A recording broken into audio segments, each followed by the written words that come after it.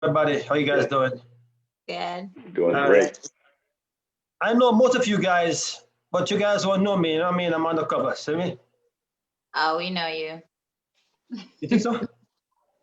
I know me at that. You even know you live. I know you for a long time. How you mean? Xavier, I know him from about 30 years ago. All right. And Ainsley, see me around every now and then, but you don't really know me. The man from Missouri. No respect, but I know you. How you doing, sir? You know me? No, I don't know you, Mister. I know you. Oh, Yeah. doing good, doing good. But now we meet. How you doing? Doing well, doing Doing well. great, Alright. support. Thank you. Blessings. Okay.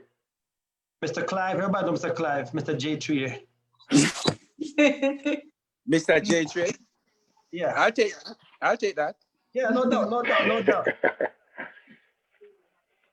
And everybody know, we don't call Buck, we don't call Buck again. I have no idea. All right, guys. So What they we're call live right now, guys. What they call our Buck? Huh? Outdated. I guess that was a result of my running technique, my unorthodox Juna days running technique, forward lean. Yeah. All right. How's Omar doing, Veronica? How's husband doing there? He's doing well. All right. Okay. Trying to get his kids right in spite of all the adjustments and stuff with training and the whole thing. Yeah. Yeah. All is well. All right. But before we go any further, I want to say that you and Aileen are two of my favorite female sprinters. You know what I mean? For real.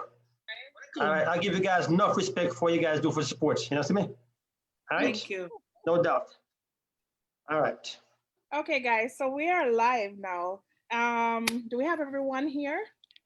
We should have 18. Who is missing? Just waiting on Danny. You just reach out trying to start out. Okay, that's fine. I'm just gonna do another roll call. Is that okay? Yep. All right.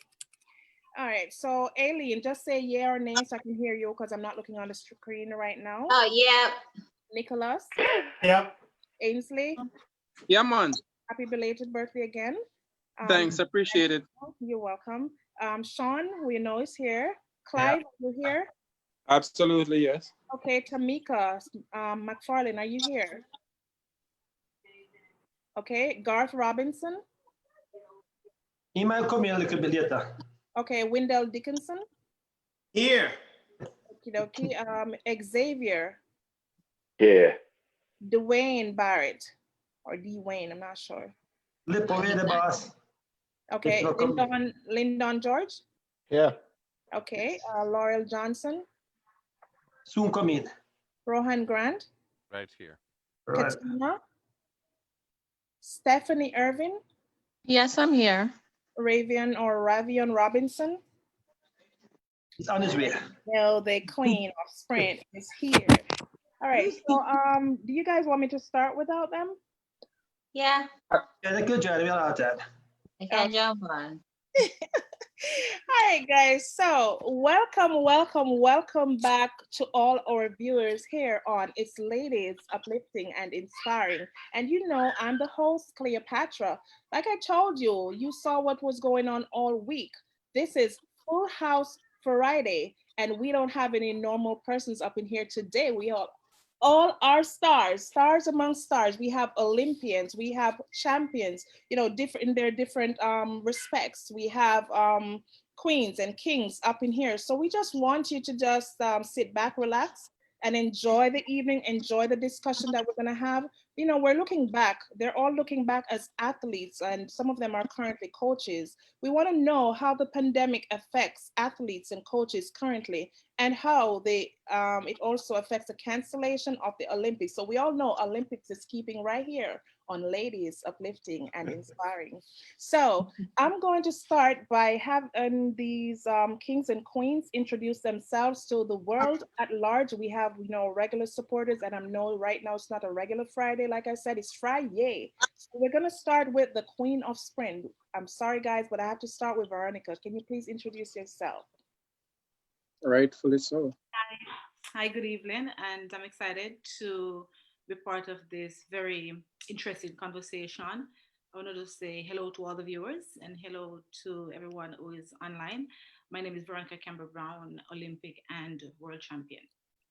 Represent Jamaica, black, green, and gold. Okay, and now I'm going to go on to Aileen Bailey. Please introduce yourself.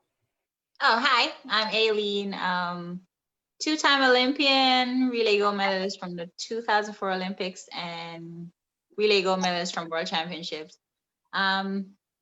Just excited to be a part of this panel, to share with a bunch of some amazing people that I've grown to know and love. So hello, viewers. Thank you for having me. Two. And next, Nicholas Powell. Good evening.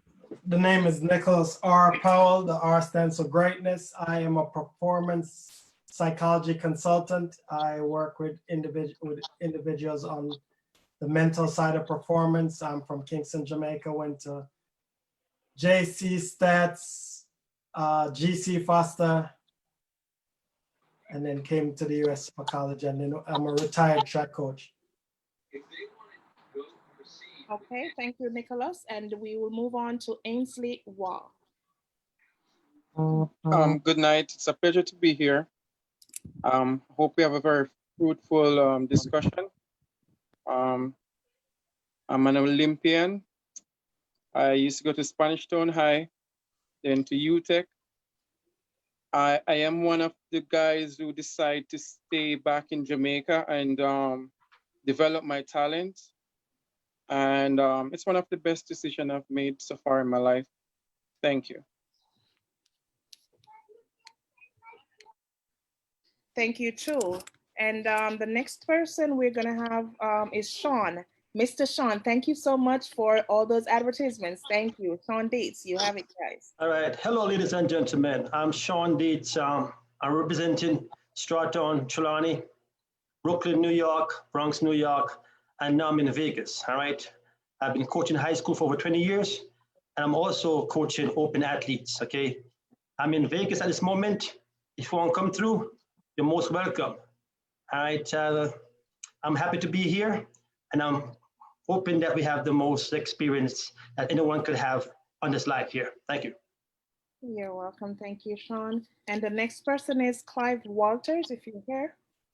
Yeah, Clive Walters, graduate of GC Foster College, pioneer, sports entrepreneur, coach, administrator. I've been in the game since 40 plus years, so I'm all good. Oh, man, Clive. Yeah, man. I'm the grandmaster here right now. Okay, and then Tamika, is Tamika here? Okay, we're gonna skip over that. Garth Robinson. Right, pass me up in yet. Okay, and Wendell Dixon.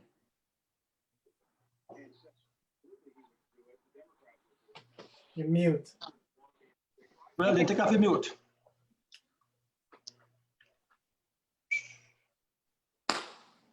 Can you hear me now? Yeah. Yeah. Oh, all right, great. How you doing? I'm Wendell Dickinson, two-time Olympian representing U.S. Virgin Islands. Grew up in New York City, living in Florida now, working with MMA fighters and some football players, people wanting to work on their speed, and very, very excited and happy to be here. And I'm a fan of a lot of you guys that are on here. I know, most of you are. Known Sean since he was a young man. Baby. Thanks. Welcome. And next we have Xavier Council. Hi, I'm Xavier Council. I'm also from New York City, the Bronx. And I don't really have a whole lot of statistics like that, but I have a great deal of knowledge. Absolutely. Knowledge is good. Okay. And so, Sean. all right. Okay, Mr. Council. Then we have Dwayne Barrett. Is he here yet? Not yet. Okay. Lyndon George. I just want to say appreciate being on the panel. I'm humbled to be in such great company. I'm a graduate of Syracuse University. I represented St. Lucia internationally. I'm now based in Ottawa, Canada, and I deal with some of the country's best youth and national team athletes. Awesome. Thank you so much. And now, Laurel Johnson.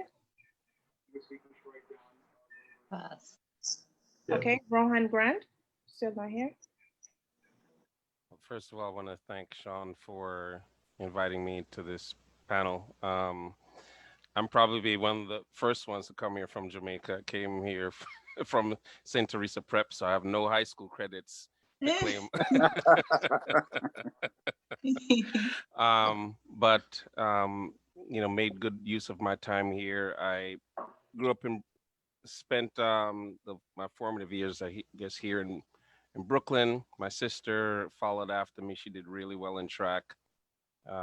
She was a two-time national champion, went to Illinois, was Big Ten champ 3 times. And I think she nearly qualified for Jamaica in the high jump, but due to politics was not allowed to make the team. Wow. So, yeah, so it go. You know, but in the past 10 years, I've shifted my my attention away from my previous professional endeavors to pursuing being a coach and being an entrepreneur in the track and field space. And for the last 10 years, every year I've produced an athlete in the top 20 in the nation at the high school and at the club level. So the one distinguishing feature is that we've been bringing more folks like Matt Boland to the forefront, you know, to try and dispel some of the myths about how speed is developed and who is inherently gifted with the speed gene. So that's my contribution to the sport to this point. So thank you for allowing me to be here. You're welcome, and thank you too. And now Katima Rieti. I'm not sure if I'm pronouncing that correctly. That's okay. Hi, everyone. I'm Katima, of course, javelin thrower. I think I'm the only thrower here. But let's see. I live in Connecticut. I went to Southern Connecticut State University. I won 2 NCAA Division II title. Jamaica, yeah, great. I did compete for Jamaica a bunch of time. That's cool. Now I'm a police officer. I use my athletic skill, and I'm at the training academy for the recruits, and I do the PT with them. I do physical stuff, tactical information, teach them how to fight or to defend themselves. They have to get them in shape so they can defend themselves and other people around them. And this is about I'm going on to my 6th recruit class. We just started a class this Monday. So I'm excited, and I'm teaching them how to run, pick your knees up. So it's kind of exciting. That's So that's about it. Yeah. Scream and shout, and, you know, teach them that, you know, you have to work as a team and you have to focus. And that's what, you know, being an athlete is. It's all about teamwork. I know they always say we are blue, but, you know, everything comes down to teamwork. That's about it. Teamwork makes the dream work. You are correct. Yes. And now, thank you so much, Katima. Thank you for being here as well. Stephanie Irving. Hi everyone. Can you hear me? Yes. Yeah, we can hear you. Okay. Thank you. I'm grateful to be a part of this this conference. I am a former runner. I'm a coach now. I've been coaching for about 15 years.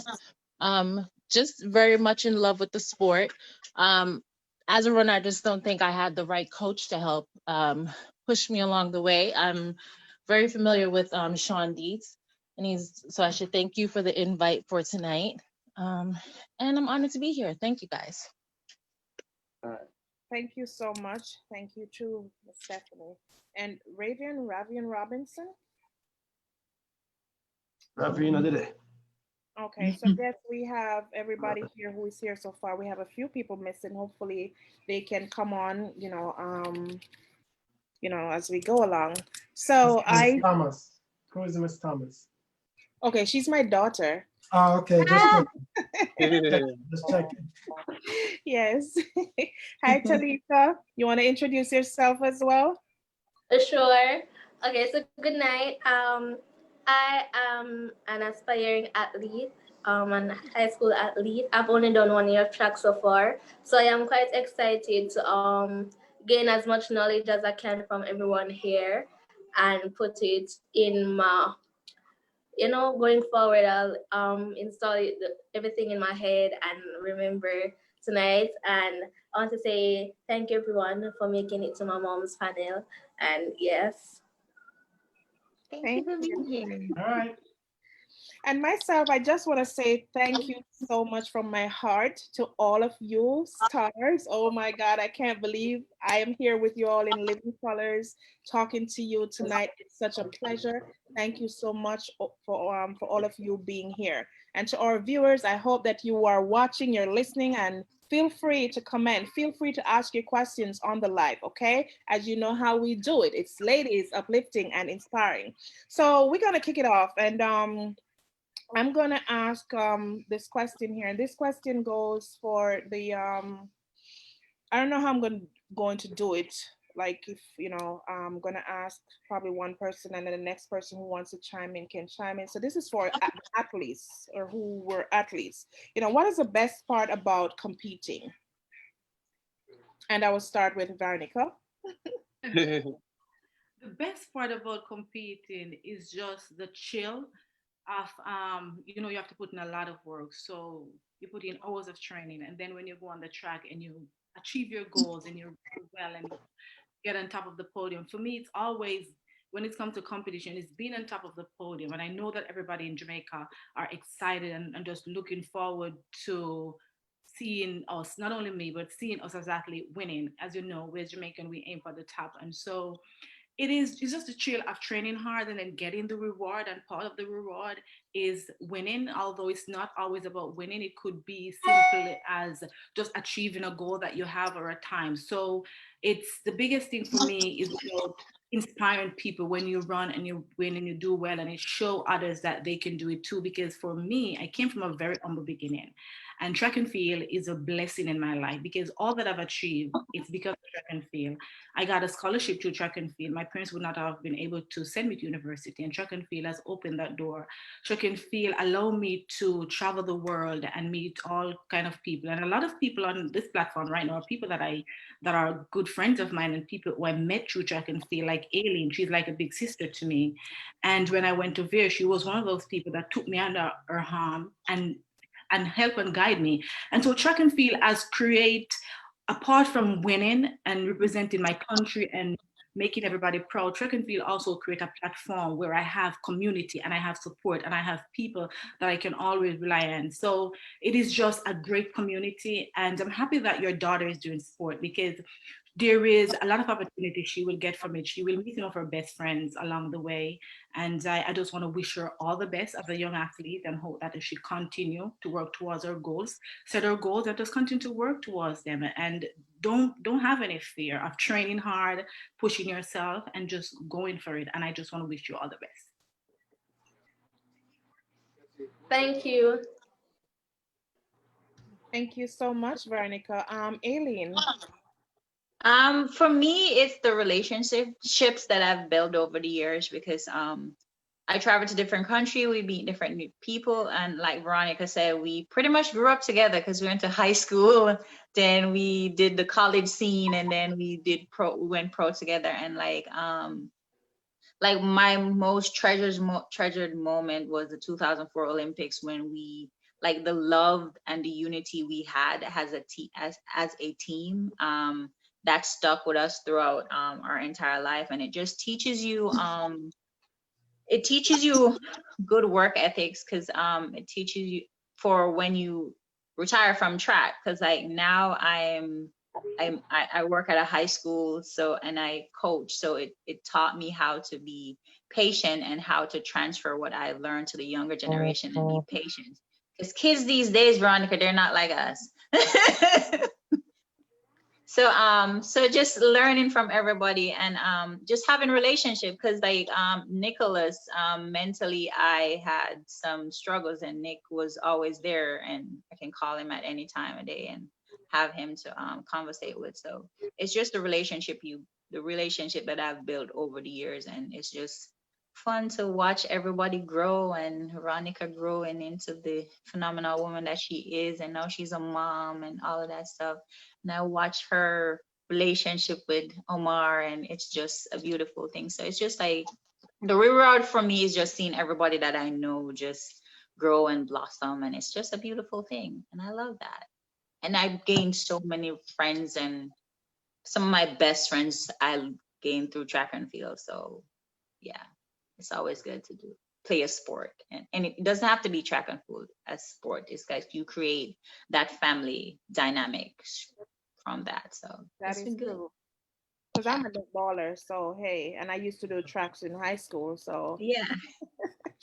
yeah, thank you so much. Now, before I go any further, I forgot, and how could I? I just want to say a very big shout out to Angela. She's a part of the Ladies Uplifting and Inspiring, and she's the one who also made this possible this evening. Without her, what would I do? She is a CEO of the group, so you know she's behind the scenes currently. So Angela, I just want to say thank you, and just continue to be you and continue to do what you're doing. So kudos to you, my dear. So I just saw that Ravian joined us. Are you there? Ravi, log on, no boss. I see Tamika is also coming on. 1 second, guys. Ravi, are you there? Can you hear us? Hi, Tamika. You're on mute. Can you unmute yourself? And I see. Okay, Ravi looks like his Wendell is here. Okay, hi Tamika, how are you? So you see we have a full house Friday. So guys, to our audience, we just have some other of our special guests, stars, coaches still joining us. So Tamika, can you just introduce yourself please as you get on? Good evening. I apologize for my lateness. Crazy Friday. My name is Tamika McFarlane. I reside in Evanston, Illinois. I am the Evanston Township High School girls track assistant coach specializing in hurdles. I ran track for Evanston, graduated in '97, and went off to University of Georgia to continue running hurdles there. Came back to Chicago area in 2002 and began coaching again for my alma mater in 2005, where I've been ever since. Coached a few state champions, sectional champions, conference champions, and I love to give back to the sport. Evanston, Illinois is home to a lot of Jamaican athletes. So it's really important and an honor to coach young Jamaican females the way I was brought up and coached myself. Thank you for having me. And thank you. You're welcome. And as you're at it, can you just tell us what is the best part about competing? For me to compete, I think I was the first generation of my family to be in the States, and they say that your success, your accomplishments, your celebrations are for your parents, and it was joyous and really prideful. Every event was a prideful day to show my mom and bring some shine to her and her family. And to get a full scholarship, because my mother, she worked hard to get those passports and residency for the United States for 5 children on her own, single mother in the 80s. And for me to say, look, Mom, here's a full scholarship, you don't have to worry about anything, was tremendous. So to compete was to compete for my family, to compete for my mother, and to further my education. I know that a full scholarship would mean that I can go to school and do what I want for free. And I paid not 1 cent in my college career. So I am also an early childhood special education teacher. I've gone on to get my master's, currently working on my PhD in education. So again, continue to make my family proud. Awesome. Remarkable story there. Okay, so we're gonna continue. Is Ravi there? Are you hearing us, Ravi? I think she's still connecting. Ravi, that did it, man. Okay, that it says Ravi, so I'm not sure. So we will move along. So now, did you say something, Sean? Yeah, I was going to chime in about as far as competition is concerned. Right. I don't compete internationally. I never competed internationally except for the bobsled team that I did back in 1998. But as far as track and field is concerned, training to me is the most important part because I work in New York City for over 20 years, and most of the kids that come to me, I have girls who run 30 seconds for 200 meters, not fast. In Jamaica, them girls coming in running maybe 23 seconds, 24 seconds, or 25 seconds off the bat, right? So my job as a coach is to go and get knowledge, scientific knowledge, to make sure that my athletes have an advantage. You understand? So to me, training is the most important part before you hit the track. Because at the end of the day, it's always a pleasure to have someone who is not so talented be someone who is. All right? So that's my 2 cents when it comes to that. Okay, and important point there, Sean. Anyone else would want to chime in on that? That question that we had about what is the best part about competing? Let me chime in for a bit. I think looking back at competing, I think when I competed, it was about winning and getting the best of my opponents. But looking back at it, I realized that what I came out of it, I became a very resilient person, and it's something I tried to impart to my charges. And when I look at the stars of today and I see those who are at the top, I see that same, what makes them who they are at the top is being resilient. And sometimes the best people are not who become champions. The best people are those people who, through thick and thin, through the snow, through the rain, through the sunshine, when it's really hot, they keep on plugging. And when they lose big races and everybody says they can't do it, they just keep plugging. And I think we have one person who's on the panel who's like that in Veronica, where she's had some high moments, and you could see that she's also had some moments where she, everybody doubted her. But you could see at the end of the tunnel, I think what most athletes take out of it is that they become very resilient. And I think athletes tend to be very successful after the fact, because they bring those kind of qualities to whatever it is that they choose to do after the sport. I think it's very hard to break an ex-athlete, in my opinion. I agree. Okay, anyone else would want to, Katima, would you want to chime in on that too? Well, like I think everyone already said this, the same thing I'm going to say. But for me, I like the training, like what I do now. It really give me hopes that there's nothing I cannot do when it comes to my job. So as what he just said, Lyndon, is basically being an athlete. You cross train all the time. So when you get your job, your profession, you bring that determination and that fight in whatever you do in life. And that's what I do right now. Like this instance where I'm trying to study for a test, and you get this little doubt, then you're like, oh shoot, I need to study because I may want to be a sergeant, want to be a detective or stuff like that. And it gets in my head that I have to fight for what I want.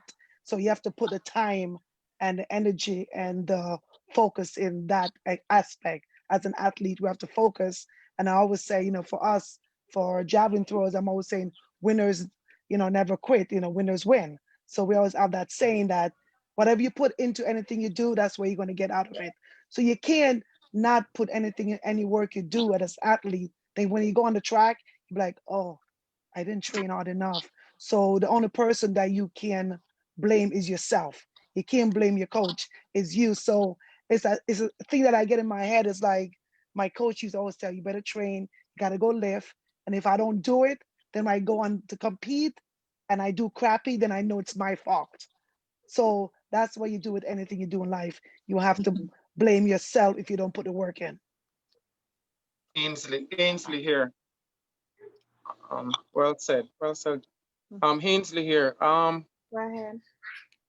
As far as competition is concerned, for me, I pretty much came in the sport late.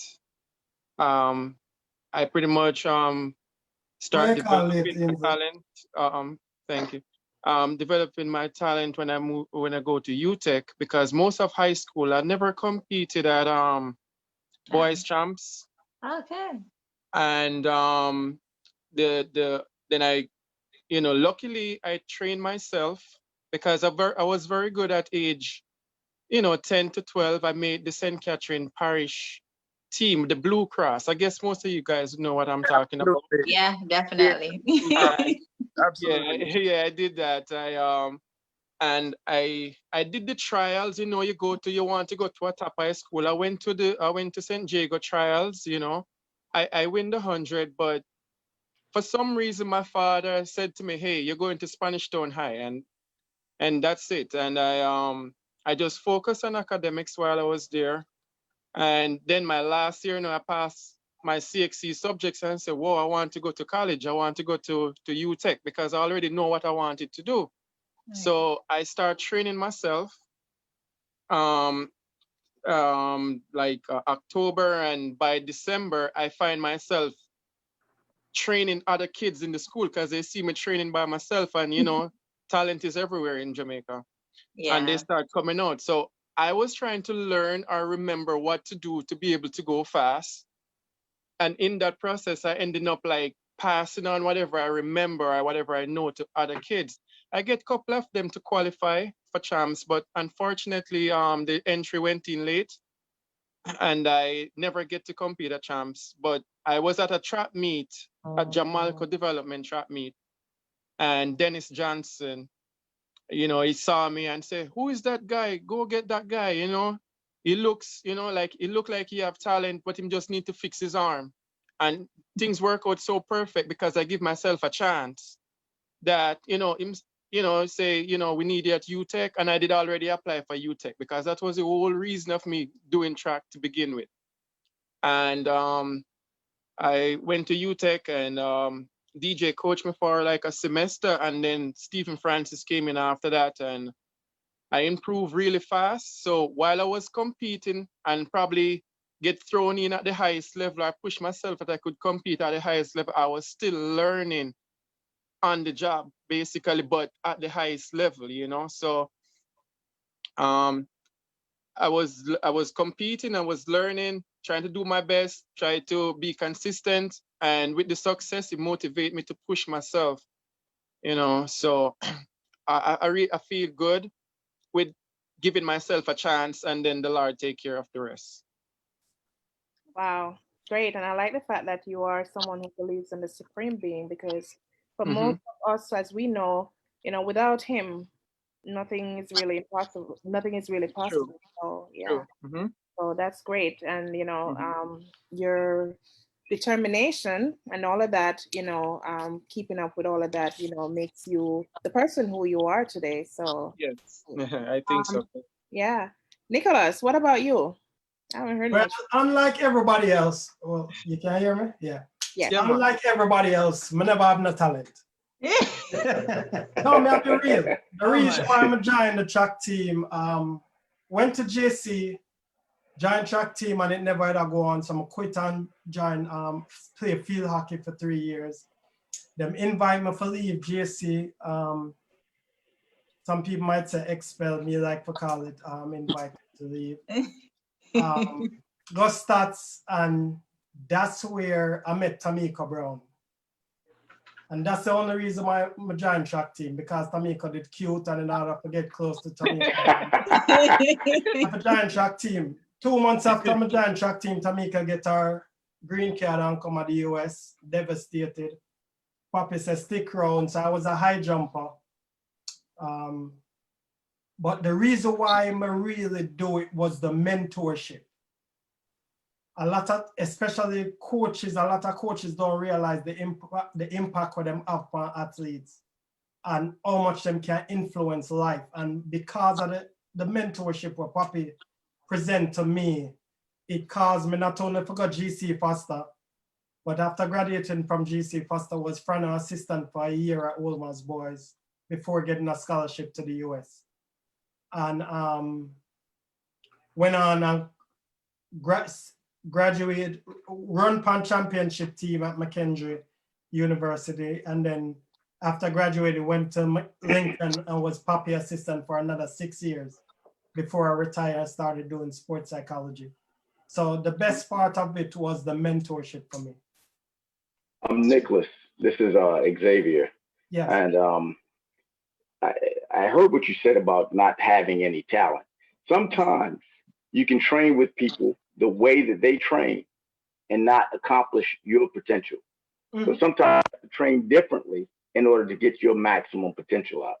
Sure. So yeah. you may not have known. Yeah. There's talent everywhere, and once you're out there for a reason. It's just to get it together, basically. Yeah. So Nicholas, you went to stats. Do you know Mr. Earl Grant? No, Earl was before me. All right, that's my uncle. All right, okay. Yeah. And family connection, son. And thank you for divulging that, Nicholas, because someone who, I don't know if they have eyes on you, was asking me if you went to stats. So if you're listening, you know yourself. He just said it. Stats boss. Okay. Okay. Clive Walters here. Okay, Clive, go ahead. All right.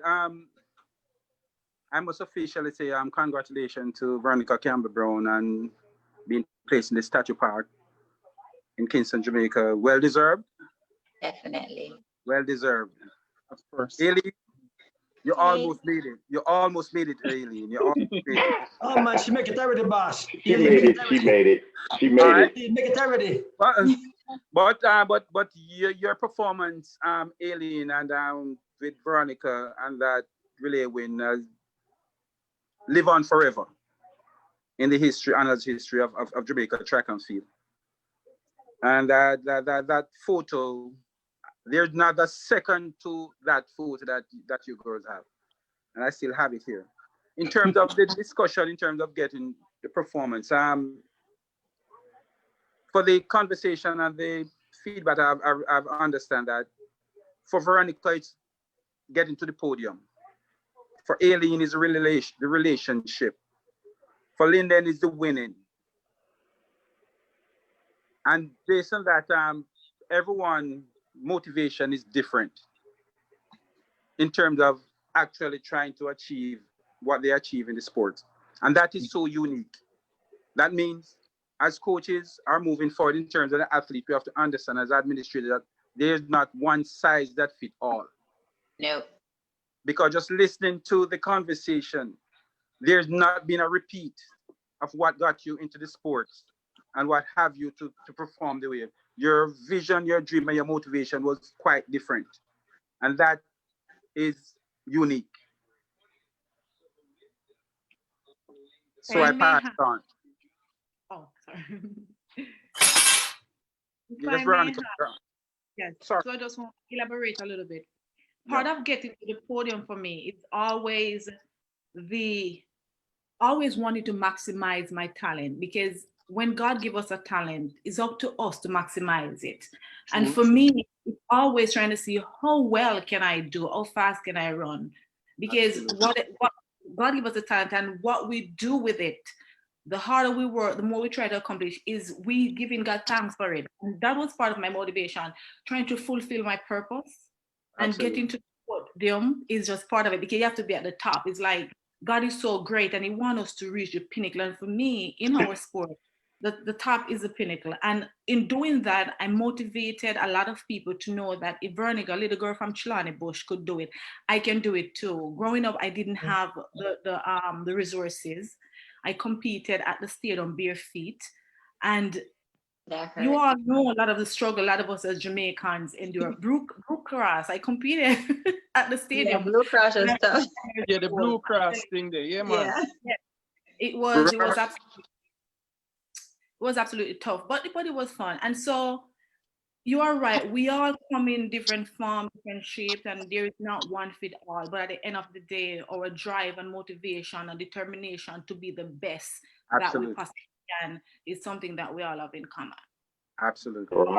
Veronica, I will say this. I tell you what, that your 200-meter race in 2015 out of lane 1 was inspirational. Absolutely. I mean, to even place in that race was unbelievable. Thank Hats you. off. I got a question here. Veronica, in 2000, when you ran second leg for Jamaica, what was your mindset? I mean, for a teenager to be in the middle of things, running the second leg. What was your mindset back then? My mindset was to make sure that I run as hard as I could and deliver that pattern. Because being the youngest one was a lot of pressure to make sure I do my job and do it well. And I'm so happy and pleased with that. Being at the Olympics at 18 years old, open my eyes that are okay, that take the nerves out. So in 2004, I was well ready and equipped to compete in an individual race. So it was a blessing and it was fun. And it was a lot of challenge because a few people did not really trust that I would be able to deliver. Mm-hmm. But I was always confident in myself, and I'm happy that we get silver. And we could have done better, but it was good enough, and I was very pleased with it. Oh, you did a hell of a job. I saw that, man. I was Oh yeah, impressed. she did really good. Yeah. Yeah, really good. But that I think that race and that win, it sort of set the momentum. I mean, up until this point, I would say, so that was really an inspiration. Veronica winning that 200. Yeah, it's an inspiration for this generation right now. That's where it started with the winning mentality. We can do this. I believe that. Well done. Absolutely true. And I must add, from my vantage point looking on, Aileen, you have to take some of the credit with Veronica. You were always there, a shoulder for her to lean on. You had her back. And during that period of time that when both of you were competing together, and from the holy ground of Veer Technical, we admire that type of relationship. Even though my wife is also a Veer grad, so she had me close to Veer. But both of you really supported each other during that time.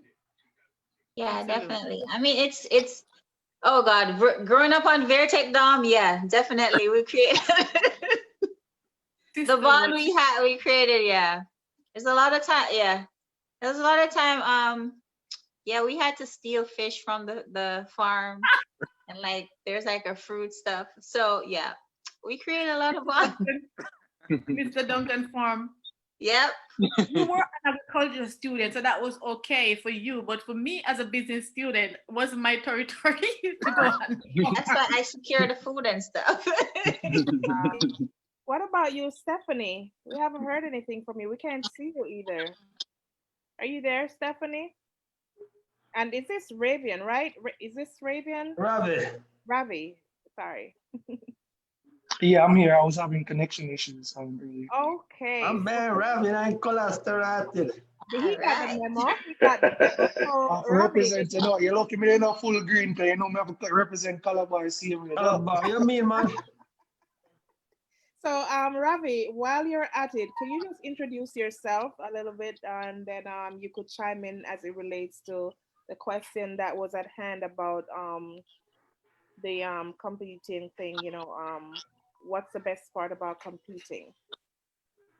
Well, I'm a little bit in the same position as Nicholas. I mean, I was a student athlete at Calabar, but I was very injury prone.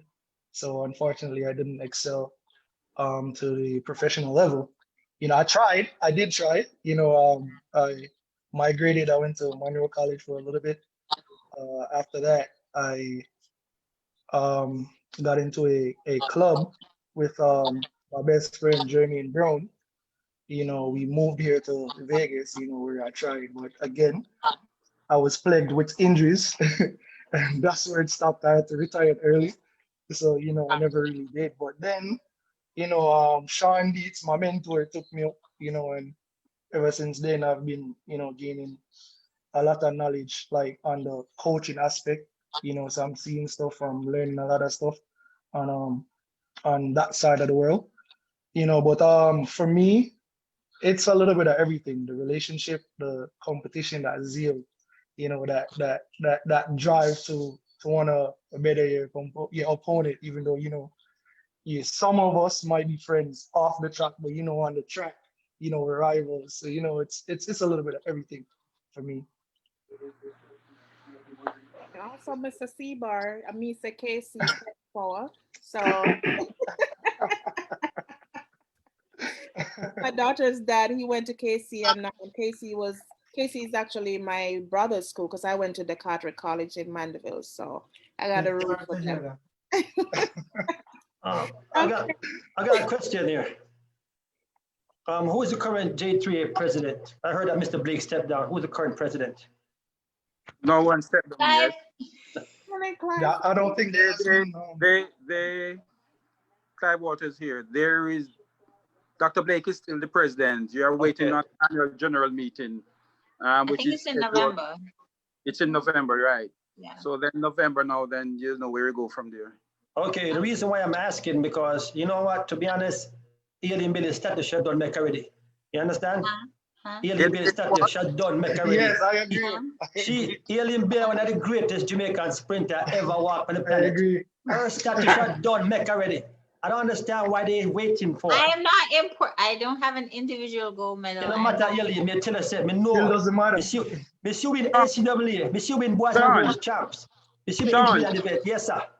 Sean, Yes, what? sir. You hijacking the program from the moderator? No, I'm just advocating for one of my wait. athletes. That is for footnote. Let's stick to the agenda. All right, I'm so sorry. I apologize. All right.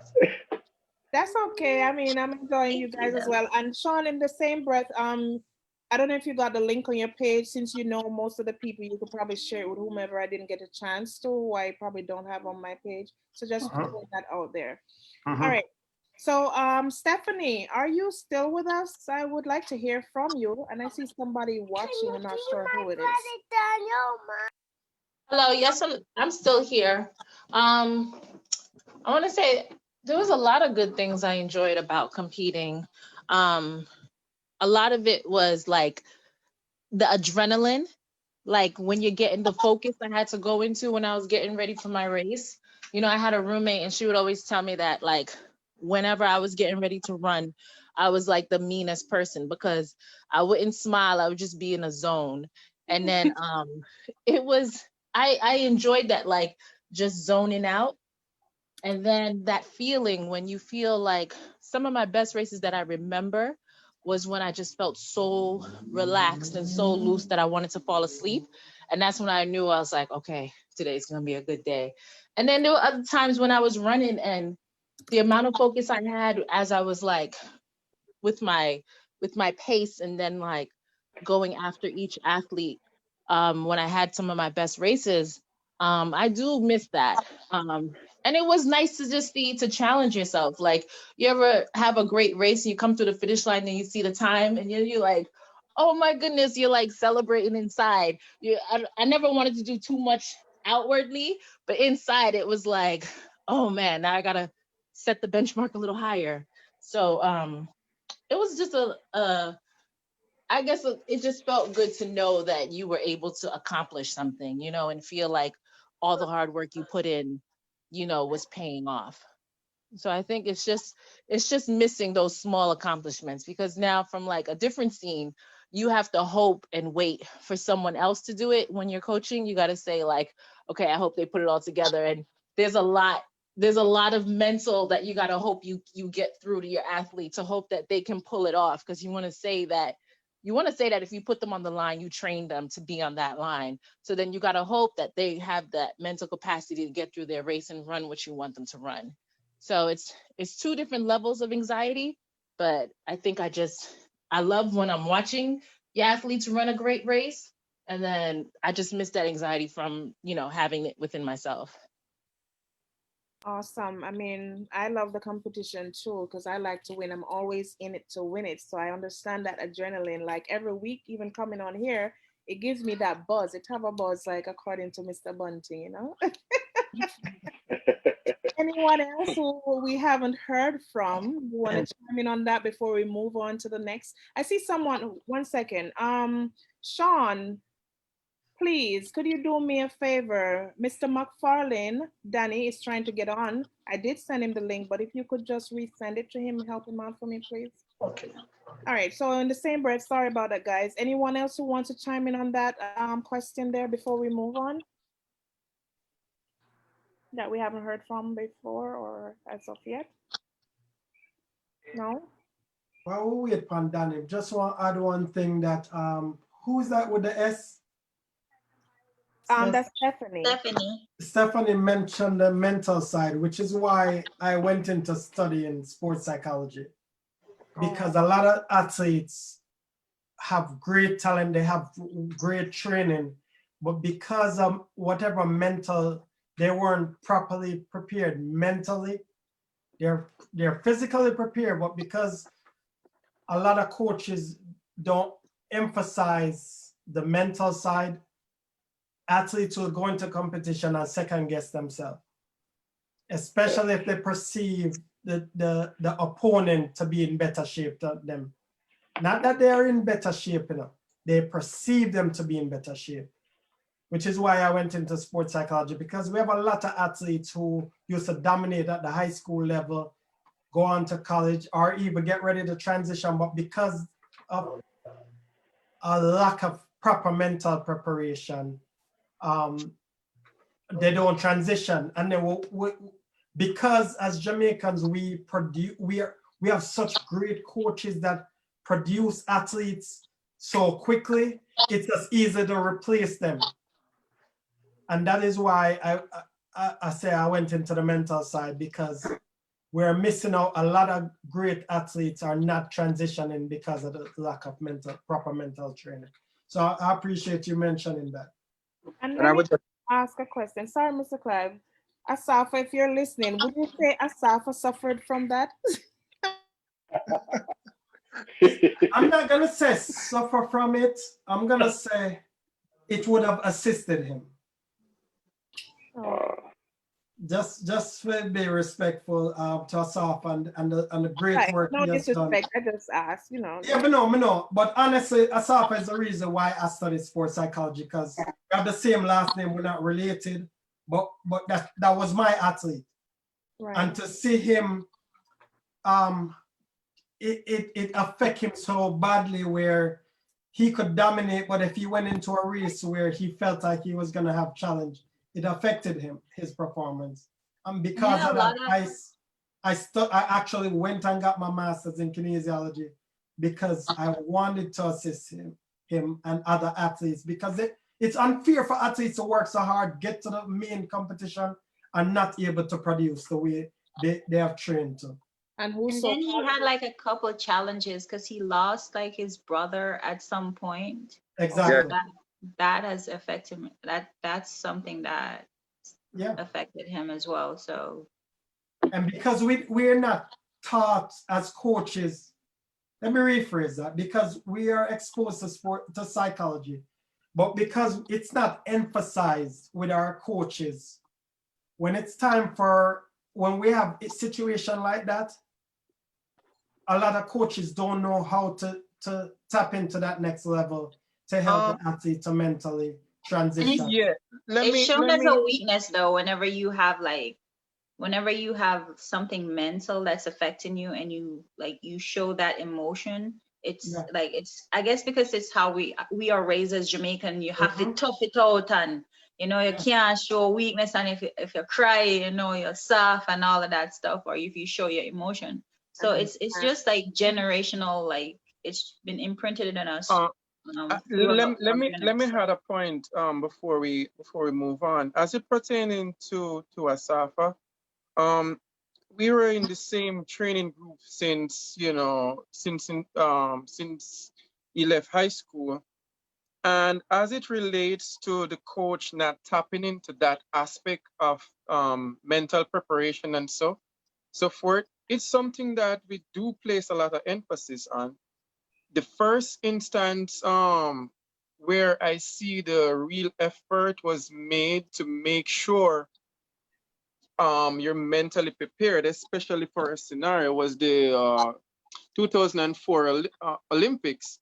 Because if you had noticed on the track, I think he can do this and all of that and the expectation and everything. We were prepared. We prepared. There was someone who came in. I don't remember his name, but he was a part of the Reggae Boy team at that time. And before we'd leave off for Europe, he used to come in and we used to do, let's put it this way, if you guys can put it professionally, but mental training. Yeah. And he was trying to calm himself down in that finals when he lay on the track and try to relax. I guess that's what we had practiced prior to him getting to that situation. So I cannot speak for every coach, but I can speak on behalf of MVP Track Club at the time that there was a lot of emphasis being placed on that because we realized that was as important too. Yeah. All right, Ainsley, let me follow up on that. And Nicholas, the mental aspect is absolutely critical, but you also have to remember that, and go back to the point, the motivation of everyone in terms of their performance and where they want to get to the podium or why they want to be a part of the team. But that said, remember now, in terms of coaching, training theories, in terms of motivating an athlete, getting to the next level, there's around 5 different models out there of how to get an athlete to. And most of those models are in theory. So the most time you can get there with that is actually working with the individual and understanding the individuals per se. Because you might choose one model for individual per se, and that's not the model. And that's why you have to keep trial and error, change it until you right. that target. So it's a process, and you're right, but it's a long, tedious process. Yes. Sometimes you hit, sometimes you miss. But the impatience, and come back to what Aileen has said, that because we are Jamaicans and we're the psychologists, you have to tough it out and you cannot cry, you cannot show your emotion and all sort of thing. Because remember now, historically, some people see mental training as weakness. You're mad, you're crazy. What's wrong with your mind? You understand what I'm saying? So it's something that you have to just step by step, brick by brick, and get in there. But that change is coming in. Please. Can I say something here? Yeah. Sure. As a high school coach, I have athletes who started in 9th grade, running 28 seconds, and within 2 years, they're running 23 seconds. And when they go to international competition, for them, it's a shock. And I let them know you have to fight. You know what I mean? You're either going to fight or you get run over. You understand? And I had one girl who qualified from high school to the World Championships in Russia, 2013. She couldn't sleep for 4 days. Couldn't sleep. And then she got to the car room, she was toasted. She saw Hastings walking and she turned to a pillar of salt. So at the end of the day, she done well for a high school athlete representing Guyana, but at the end of the day, she couldn't hold it. Mentally, she was defeated. I mean, we worked on it, but still, it didn't matter. So at the end of the day, you have to be able to go there and fight it out. You understand? Yeah. And at the same time, of course, we need professionals who could work with athletes from day one to help get them mentally and physically stronger. It's not a band-aid thing. You can't wait till competition. You try implement the mental side. It's something that because one of the reasons with me and most of these athletes know me way before competition. But just reach out to them just to build relationship. So when them see me at a major championship, I'm not new to them. And a lot of time we're bringing in mental coaches for work with the athletes a week or a month before. It'll take a while for them build that bond and feel comfortable enough for open. Plus, you have to build relationship with the coaches because you have to make sure so the coaches know that Me not try to take away your workout. Me not try coach your athlete. Me not tell them nothing against where you are tell them I'm here to support. So you have to build that relationship. That's why I stop coaching. Because me don't want nobody think me I try to rob them workout or nothing like that. All right, Nicholas, question for you. All right. I have a drill, and some of you probably use it too, a visualization technique, where you have the athlete close their eyes, visualize that they're in competition. All right? Yeah. And for a few seconds or less, 60 seconds or less, you tell them to open their eyes and tell you their position. They win, they lose, their position.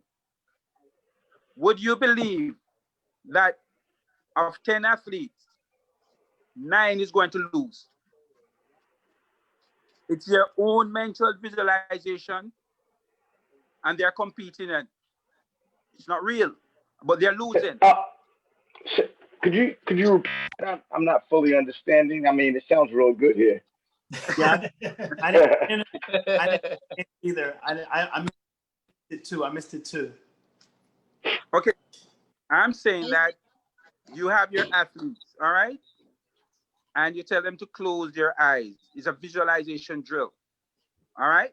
Close your eyes, pick your best event, your strongest event, and then you're going to be competing against the best in the world who you think you can compete against. And you hold it and you time it for 60 seconds or less. And at the end, you say go. At the end, the time you say stop, open your eyes. Tell me your position. How well did you do? You're supposed to always win. That is awesome. Okay. That is awesome. I missed the last part of what you said. What position they thought that they had taken? That's the part that I. Yeah. How did they finish? Did they win? Did they lose? What position they have taken in the competition? Second, third, fourth.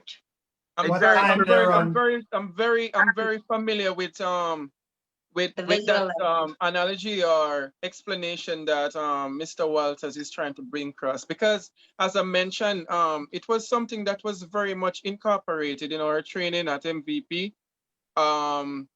Not waiting a month or so before a championship, but like months leading up to. So I'm very much familiar with what he's saying. Yeah, because it is a process. Because why I put it on the table now in terms of the mental aspect of training. An athlete will always be training, and the physical is always intact. Yes. They show the signs. Times are there, they're hitting the training well, they're feeling good about themselves. But once it comes to the actual believing in their mind, there's always this kink or this chink in there that you will never realize until it's too late. So how are you going to find that out? And I've been doing this for years. At one point in time, early back in the days, I don't call athlete names, but after we did it, we said that they asked me why was I psychoanalyzing them. And I'm saying I'm not psychoanalyzing you. All I'm saying to you, and Aileen, give the right answer. Every time you should be winning, right, Aileen? Yeah, because you should be right. It's your visualization. I agree. 100%. If you don't believe, visualization, I mean something needs to fix somewhere in the loop. If you cannot win and the results should be a best case scenario, because you're conditioning your mind for all the best condition for that particular moment, and you fit yourself in that moment. So at the end of you visualizing everything, you're tasting, you're hearing, you're seeing everything intact. So it's perfect. The wind is perfect in that race. Everything is perfect. Your surrounding, you get enough rest, everything prior to that very moment you present yourself in. So the end result should always be the utmost result, which is winning. Yeah, if you can't win in your own. Sorry, so I wanted to add something to this. Hold on one second. So there's a couple of things that are being said that are not really being addressed, and I'll bring to the forefront. Just because you're working with a coach doesn't mean you trust your coach. All right. Mm-hmm. That's one. And so when we talk about these things regarding, and you know, I spent the last hour or so just kind of listening. There's a lot of emphasis on hard work. I think what we're finding out, even whether you're talking from experience or from the science, that actually working smarter, working more technical is actually producing better results that can compound over the years, right? So you got to have the trust, you've got to have the right density of work. And the last thing I think, and that's something I believe that needs to start from the youth level, you have to teach them that training is a process in learning how to develop the habits to become successful. And that it's really not about track. It's about developing successful habits, successful mindset. And yeah, so what if you lose? Did you get better? Did you take away something from Yeah, you're the learning. experience that you can learn and improve in your next race? One of the kids I coached was a kid named Austin Kratz. The first year he ran, we went to AAU Nationals. There was this big guy, Tyrese Cooper. First year, Austin made it. First year running track, he made the AAU finals. And there was a lady sitting next to me. I didn't realize it was Chad Ochocinco's mom, Dolores. And I said to her, in 3 years, when they're seniors, Austin Kratz will beat Tyrese Cooper. And she looked at me and she laughed. But I knew something then that she didn't really appreciate, which was the fact that we had a process that was based on his incremental development, based on an intention for him to be successful, not for him just to run fast. And fast forward 3 years later, Austin Kratz becomes the indoor national champ. Tyrese Cooper doesn't even make it to the finals. Was she there to No, witness this? she didn't need to be there. Everybody saw it. but the point is that every step of the way we were cultivating the things that weren't evident on the track. So the trust, the mental training, the technical development, and then the visualization of what it was that he was shooting for 3 years down the road. Right. And so by the time we got there, it was really just a rehearsal of everything else that we had been building upon for 3 years. I think that with the amount of talent that they have in Jamaica, Jamaica suffers from the same thing the United States has, but on a smaller scale, and that they suffer from an abundance of wealth. Right? When you live in a state of wealth, you begin to develop a lack of appreciation of the value of scarcity. So when there's no scarcity, there's no urgency. If there's no urgency, there is no planning, right? And so you just roll through athletes because you think that there's going to be another one that shows up the next year. You see the same thing happening again when kids matriculate from high school to college. College system is the most dominant system now, even more so than the pro system. And you see the same type of squandering, the same type of turnover of assets, the lack of appreciation that it is an asset and that it needs to be treated in the way assets should be treated so that they appreciate in their value over time. May I say something on this? Just what you just said just now? Sure. I'd love to hear your feedback. Okay. This one is just yesterday I was having the discussion. And the point you made about abundance of wealth. It's relative, but understand being comfortable. And because some athletes have not felt needs, they have, whenever they want something, they get it. So that level of commitment, but also is not there, and they're not willing to work for it. And that's a problem in both systems. But I don't think that that's necessarily the case, right? Let me. You interjected in my point, so let me address your point and get back to what I was saying. All right, yeah. you're the one that's, as the coach, you're the one that's creating the stimulus. You're the one that is the expert. You're the one that's providing the guidance and the mentorship, right? And so if you're not cultivating the relationship with the athlete for them to trust and to follow you, then you need to evolve in order for the athlete to develop the appetite, the desire, the discipline, whatever it is you want to use as terminology for them to follow you. Right? You can't turn around and say, hey, nobody's following me, and then blame your followers if you're not an effective leader. Coach wait a minute, you're going in a total different direction right now. No, I see the athletes Grant, nodding I'm with gonna me. need to So call you after these. I need some advice. no, I see the athletes nodding with me. I don't think I'm going in the wrong direction. I just want Coach Grant. Coach Grant, I do agree, because I don't think the coaches, in my opinion, I don't think the coaches get the credit that they deserve, because I do think that a coach develops an athlete, and then everyone thinks that they're just talented. They disregard all of the coaching that was put into it. And so I agree with you 100%. So there's two parts to that, right? The coach does develop the athlete, but the athlete chooses the coach. Absolutely. Right? And Absolutely. so if you have this relationship where, again, just like husband and wife, right? We talk from the biblical context now, right? There's a role of accountability that both parties play to each other. You can't shift all the responsibility and not take on any of the accountability that you have as the person that's supposed to be the head, and then blame the tail. I just want to add what you said earlier about necessity, not necessity. The statistical analysis says that 99% of genius comes out of necessity. So in that, I agree with you there, because without the necessity, without you actually needing to accomplish something in terms of genius or whatever genius level is, the necessity has to be there. You have to have a reason to make that happen. And I understand what you mean by that. Thank you.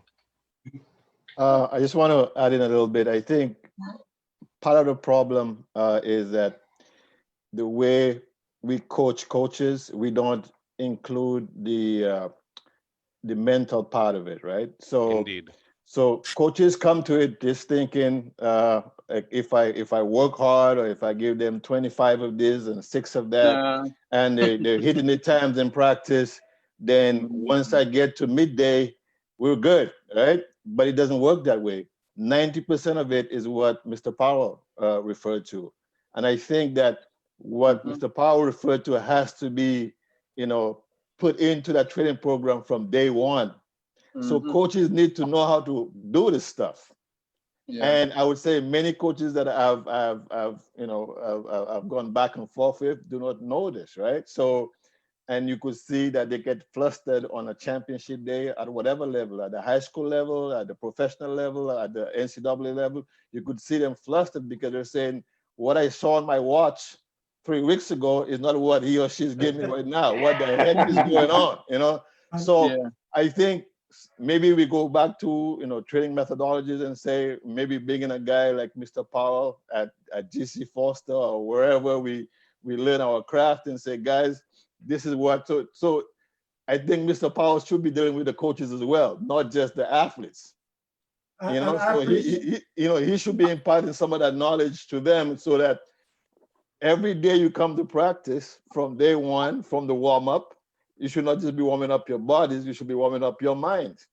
And same thing Mr. Walters talked about, those kind of imagery, exercise and stuff like that. Yeah. This is something they should be doing from day one to midday. When they're doing the pre-meet exercises, they should be doing pre-meet, mentally for the meet next day.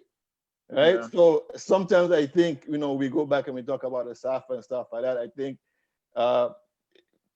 dealing with him 2 or 3 months before is different from dealing with him from day one. And I think no matter how good you are, coach, how talented you are as a coach, you can always get better. And I just looking at it right now, I realize that in putting that part of things into my preparation has paid huge dividends for me. I used to think, well, we work hard, like it's just going to work out, but it doesn't work out that way. Sometimes you get an athlete who's a genius, like Mr. Bolt, and he comes to you with all of that, right? And you don't really have to.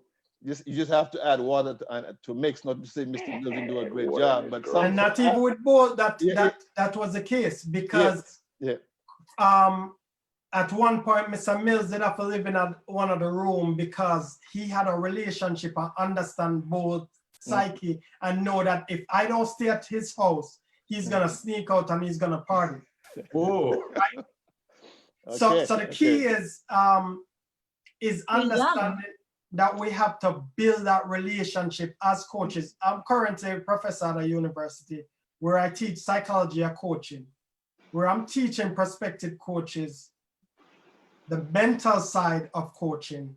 So when they're working with their athletes, because our job is not to, you can't have an athlete who's ready and a coach can go over and say one thing to them and throw the whole mental preparation off.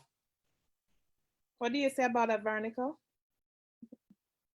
Me, I feel like I was just born with the mental strength, because it doesn't matter what position I am going in the race with, no matter what time I'm going in the race with, I'm going in to win. And if I lose this race, I'm going to the next one to win. I stay positive, I stay mentally strong. And part of it is relying on God. I grew up in a Christian home and I rely on God as my higher being. And from a very young age, I do a lot of visualization. I do a lot of meditation. I run my races a million times in my head before I ever get to the competition.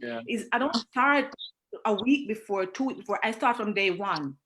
My mind and everything is like live, breathe, eat, track, and feel.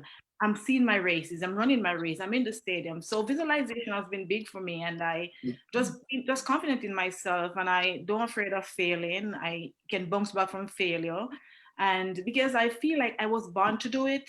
But I realize these days that a lot of the athletes, they're not that strong. If they're going into a race and they don't have the fastest time, they don't run fast, because it doesn't matter how hard you train. At the end of the day, it's how you feel mentally. Can you handle the nerve? Can you really explode when you are in a race and you are not predicted to be the winner?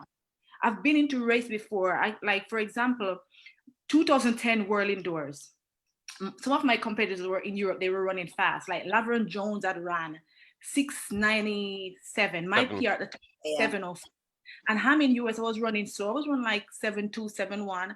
And everybody was thinking, okay, there's no way we're going to beat Laverne. But you know what I did? I look at it. Okay, if Laverne is running 10:70, 10:97, well, I have to PR.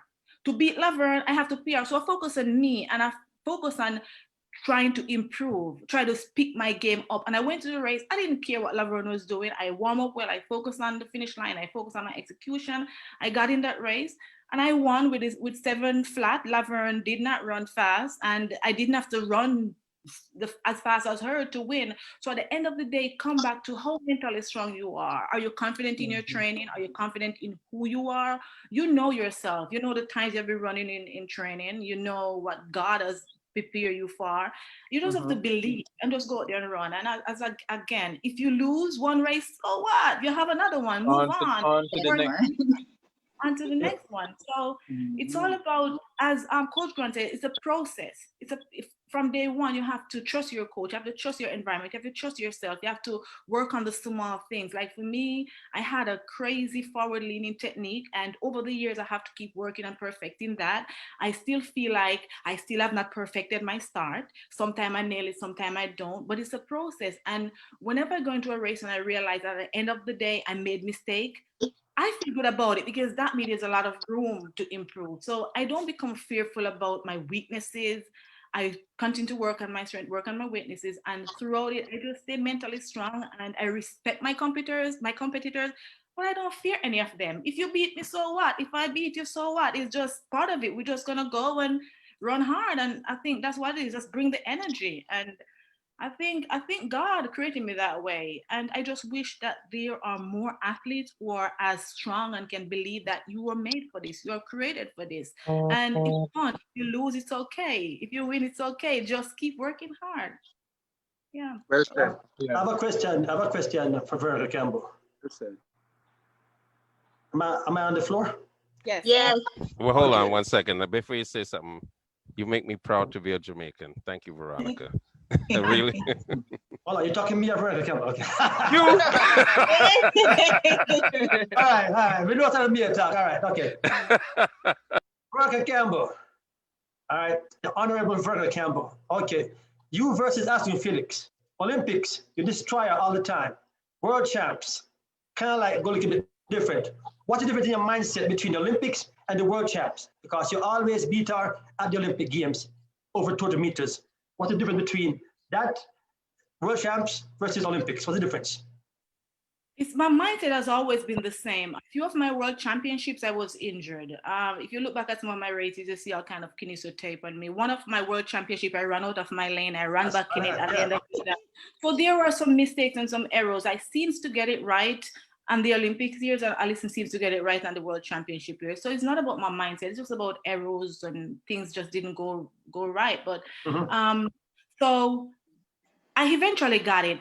I went to the World Championship in the 200 meter fourth time. I got the goal on my fourth try. So I didn't get, despite my challenges leading up to it, I got it. So that's just part of the sport. You win some, you lose some, but at the end of the day, it's your objective is to pick yourself up, keep working, and just keep going at it. As long as you're healthy, as long as you're still passionate about it, don't feel like you cannot achieve your goals no matter how long it takes. And that's the mindset I normally have. That's great. That is great. Katima, I want to hear from you. You know, what were your strongest and weakest moments, you know, doing your javelin throw, which is you're the exception here. Well, I think I started too late in life. I started way too late. So that's one of my downfall, you know, because my muscle was already developed. So my flexibility was not there. So again, I started like when I was 29. That's long. Yeah, I was old. So, you know, so I think that's old for the sport, right? Old, oh, right. So that's one of my downfall, you know, because I went to college later in life. So that was, you know, my muscle wasn't flexible enough for the javelin. And my technique wasn't that developed, and I started later in life. You know, if I would have started younger, it maybe would have been different. So that was one of my weakness. My strongest part was, you know, I was strong. But again, I come back to my weakness. I wasn't flexible. And for the javelin, you need to be flexible. Having too much muscle, I wasn't able to bring it down because that's both of my problem right there. And, you know, I can't go back, but I enjoy what I did. I did what I had to do with the technique I learned later on in life. It brought me far, and I appreciate every moment, every chance that I had to compete with all different kind of people in the world. And I had fun. You know, again, I can't say if I would have, could have, should have, because guess what? Everything happened for reasons. Absolutely. And that made me who I am today. You know, I'm an individual person, and I like what I'm doing now, and I enjoyed back those days. Like, I'm in my 40s, you know, and I still compete for a club in Central Park Track Club. I'm older, you know, and if my body keep telling me to go, my mind keep telling me to go, I'm gonna keep going. Yes. Until my body said no, that's enough. I'm probably gonna be in my 60s throwing the javelin, you know, but hey, you know what? You're gonna be like one of those 100-meter runners at Penn Relays drawing the javelin. You know what I'm saying? And Merlin, remember Merlin came back after a while. Remember, guys, Merlin? Oh yeah, she did, and like it's just cool that we got to like actually compete with her. Because 2004 Olympics, she was there with us, and that was like a beautiful moment for us. And yeah, she's amazing. To me, I'm always saying, age is just a number.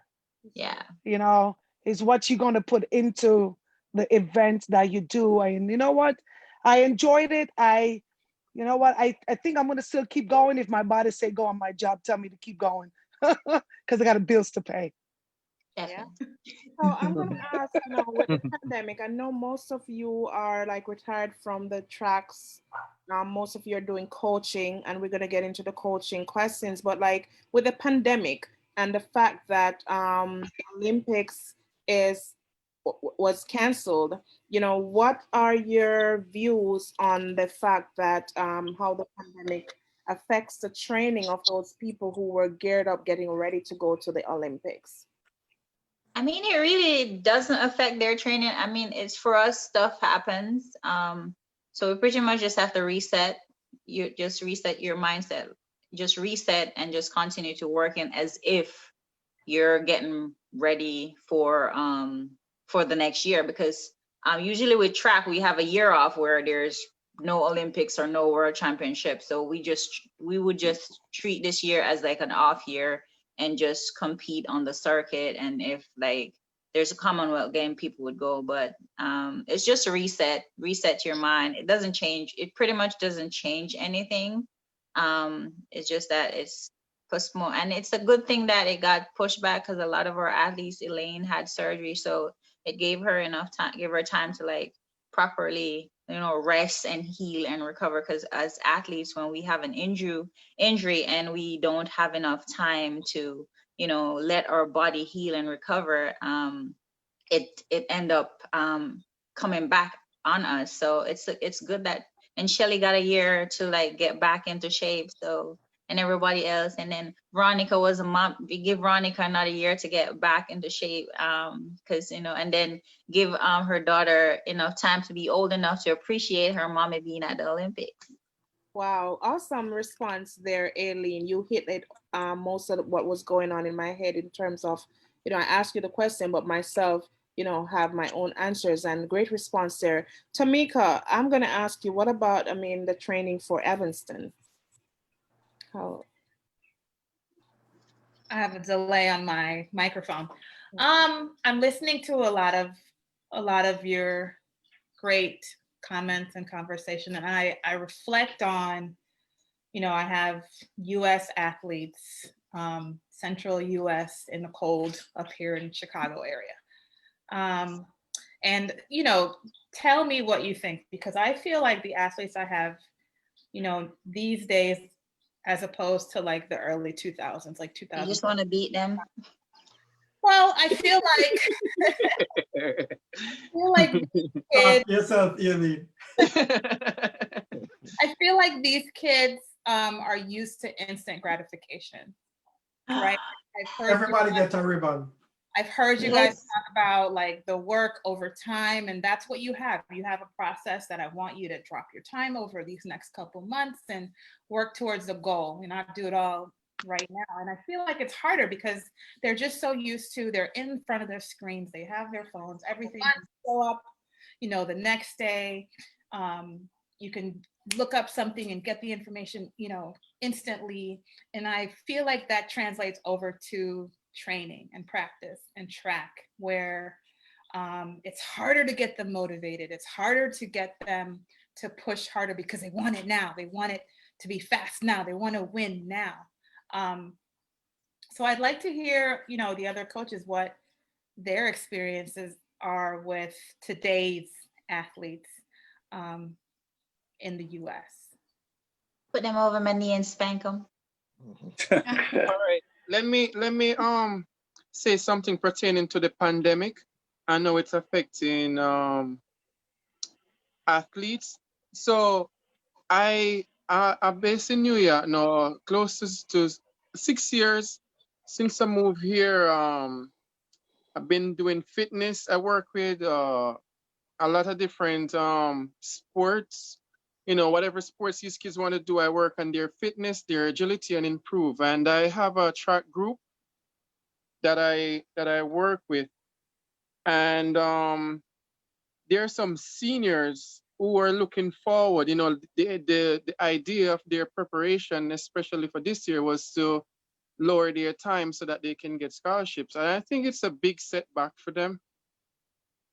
Yeah. And it's I don't know what you can say to sort of like boost them mentally, because time is against them, So for example, now for professionals, for Olympic level now, like for example, Van Niekerk, that's his name, the South African kid. It gives him this pandemic, how I look at it, it gives him an extra year to To sort of heal. like work and stuff. All right. Right. And then another aspect that I'm looking at is the four hurdler, Warhan. He's pretty much having a regular season. Yeah. So for those who are doing off season now, or like I cannot speak, I'm not seeing them. I don't know exactly what they're doing, but I know like this time of the year you'll be competing, and then you kind of get your body in a sort of condition. So you go through the season, you go to your training, your competition, then you rest, and you go back ground again, and then, you know, I think things gonna be really interesting next year, because you see who is still competing at this point. I kind of feel like, you know, they might have a little advantage coming next year. That's what I think. So this pandemic, it's how you manage it. It can work good or bad for you, depends on whatever tactics you're working, you know. But I feel bad for the high schoolers, the seniors especially. But I mean, I think like, because with a couple of my kids, I try to have like conversations with them just to figure out how they're feeling, and then try to fit the season and the workout around how they're feeling, what their goal is. Because sometimes we tend to group everybody in the same category, and everybody's different. And a lot of times some kids are distracted because they're having some issues at home or somewhere else. So it's just, you just have to build that relationship where because I don't know, my kids think I'm scary, but I try to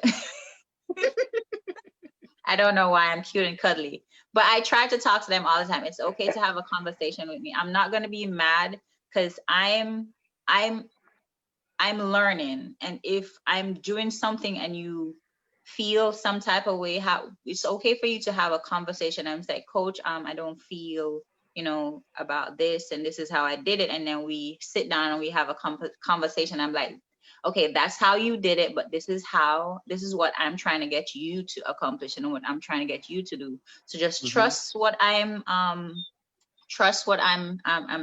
teaching you, and then you have to let them know that you're not just interested in just their athletic ability. You know, you get to know them and get to know their weaknesses. And some kids, like in high school, I don't remember if Veronica remember, like Coach Houghton used to reward us with like ice cream, or if because we had kids that graduate, like we had Olympians that used to give him gears, and if we do well or we train how we're supposed to, he would give us like a pair of tights or a t-shirt. So rewards are always, some kids work off a reward system, but hey, I guess it's here in the US, they're rewarded even though they don't put in the work, and it's different in Jamaica. You don't get a participation medal in Jamaica. And everybody gets a ribbon. You get a ribbon, you get a ribbon, you get a ribbon. Yeah, so you have to figure out your little system of getting them to do what you want. Just find out what they like. Just find out find out about each of them personally, and find out something that you know could get them to do.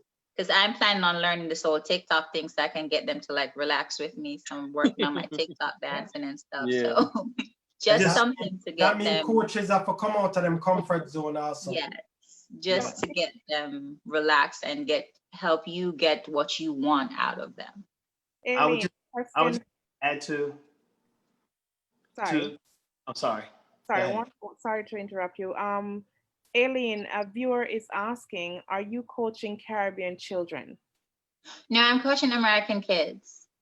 Okay. I'm at a high school here in South Carolina, so most of my kids are American. There's like one or two that their parents are from the Caribbean, so yeah, okay. It's different coaching kids.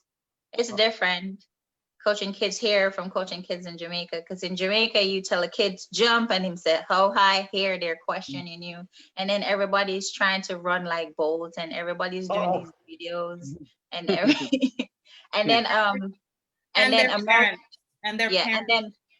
American kids don't like how in Jamaica we start developing our kids from they're like 3, so they learn hand-eye coordination. Like I have high school kids that are still running, doing the right arm, right leg, So I have to teach them it's right, left. So I have to be teaching them, like, pretend you're a soldier and you're marching. It's left, right, left, right, left, right. Wow. So you have to teach, so they're not being taught like how Jamaican kids are. Like I could use relay passes, they're not doing it correctly. They're standing sideways. And I'm like, I've been trying to explain, you're losing a couple of seconds by standing sideways. It's best to do it this way, but because they're so like trained on that. And I think like keeping the hand low. Yeah, so it's just a process, and I'm just being patient and working with them. Yeah. So I just wanted to interject and add to that what you just said about these kids. I'm pushing 60 here, so believe it or not, what you're experiencing is a millennial aspect of individuals, because back in my day, that stuff didn't exist where everybody got a medal, where like my group here, like I grew up, like I said, I grew up in New York. They changed it after your group. That did not exist back when I was growing up in high school, college, where everybody got a medal. Now, people that are my age, we look at these young here and we're like, why are they getting medals? Why is everybody getting a medal? Everybody gets praise, everybody. Okay, I get it, but I don't get it. I get the praise for finishing, but you can't give everybody a medal. I mean, you can, but what is it doing? That's, and so that actually existed. What's going on in Jamaica now is actually what was going on when I grew up and people in my age group grew up. So I wouldn't say so much Americans. I would say it's more of a millennial thing, because there's a lot of people all over the world that are falling into this everybody gets a medal thing now. So just to add to Coach McFarlane's point as to what to do, when I work with coaches, so I travel around the world with coaches, athletes, and when I work with coaches, it is our job as coaches to develop our culture. So you don't just come in and say, okay, this is what we're going to coach, and as things come up, we address it. We have to set the foundation from the get-go, have that meeting with the athletes and say, listen, this is how we're going to do things. They might give you a medal, but unless you improved, unless you executed well, you don't have to run faster time, but unless when we go to meets, this is what we're focusing on. We're focusing on this development. That medal mean nothing. So you can win, but that medal don't mean nothing if we're not focusing on and is building that culture as the coach and getting to know the athletes and what drive them, why they're there. Because for me, the only reason being on the track team was Tamika Brown. So nothing you can say to me. I have a couple of you on my team. Right. Nothing you can say to me now gonna motivate me as long as Tamika did it. When she gone, like for real, when she gone, Papi took time to sit down and get to know me and know what drives me and understand me. Then he was able to use those things to influence my performance. So now he realized that I wanted to be a part of something. Not win, but be a part of something. And he was able to use that to push me. So it's important for coaches to take time to know their athletes and for professional athletes. And I really appreciate especially the athletes that have been at the highest level sharing that the mental plays a major role in what they do. But it's important that as coaches, we take time to know what athletes and what drive them. So we can influence them in order to pursue their goals and then show them what they can become. Because like Coach I'm gone. Grant.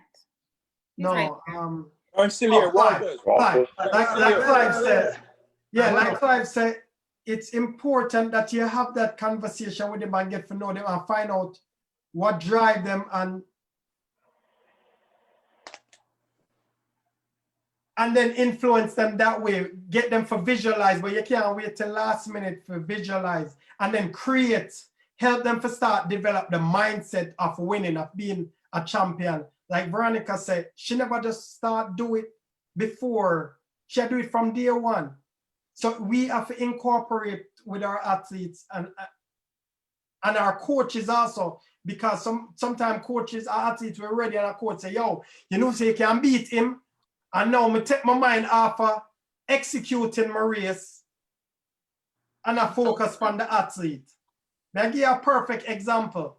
The reason why Justin Gatlin win 2017 is not because him was the better prepared athlete that day.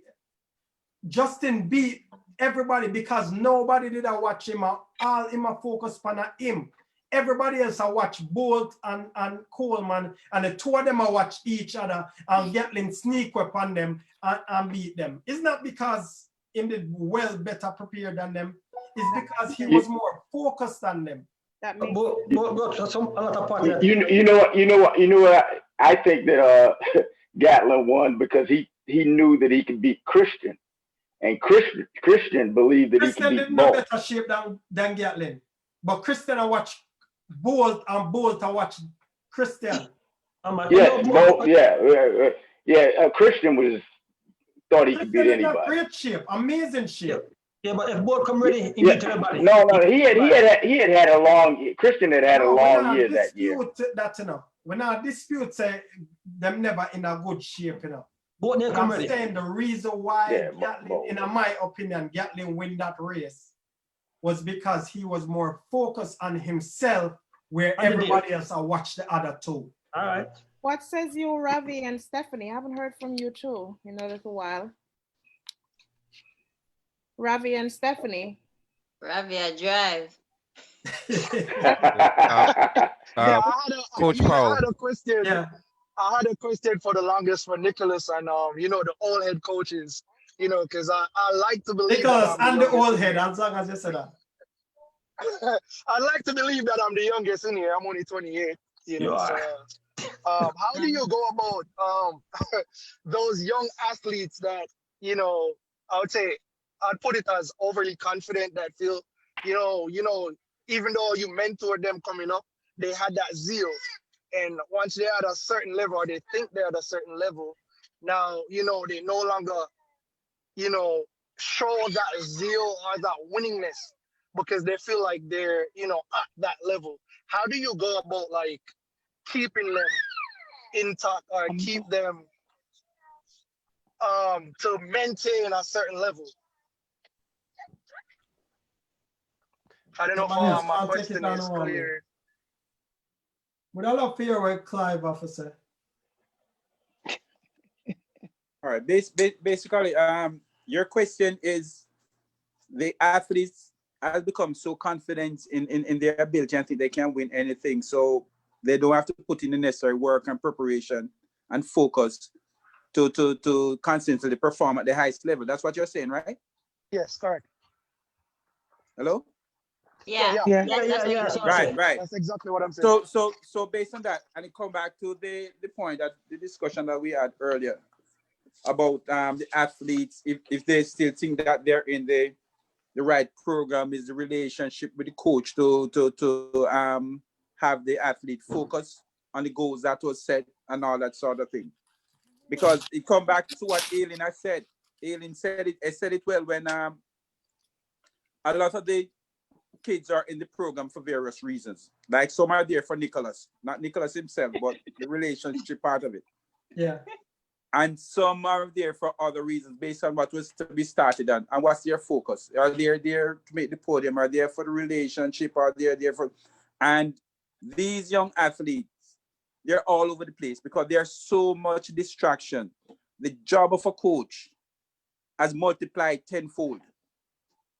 So, because you also have to understand too, what's the family members' focus on this? Is the family members invested in the performance of the athlete to go to the next level? Because you cannot keep an athlete in a cocoon. In Jamaica, per se, you can have them in camps or you have them boarding. Here in the United States, after every practice, every kids go home, and you do not understand what the home environment is at. And then based on that, now your work is almost starting all over again every day.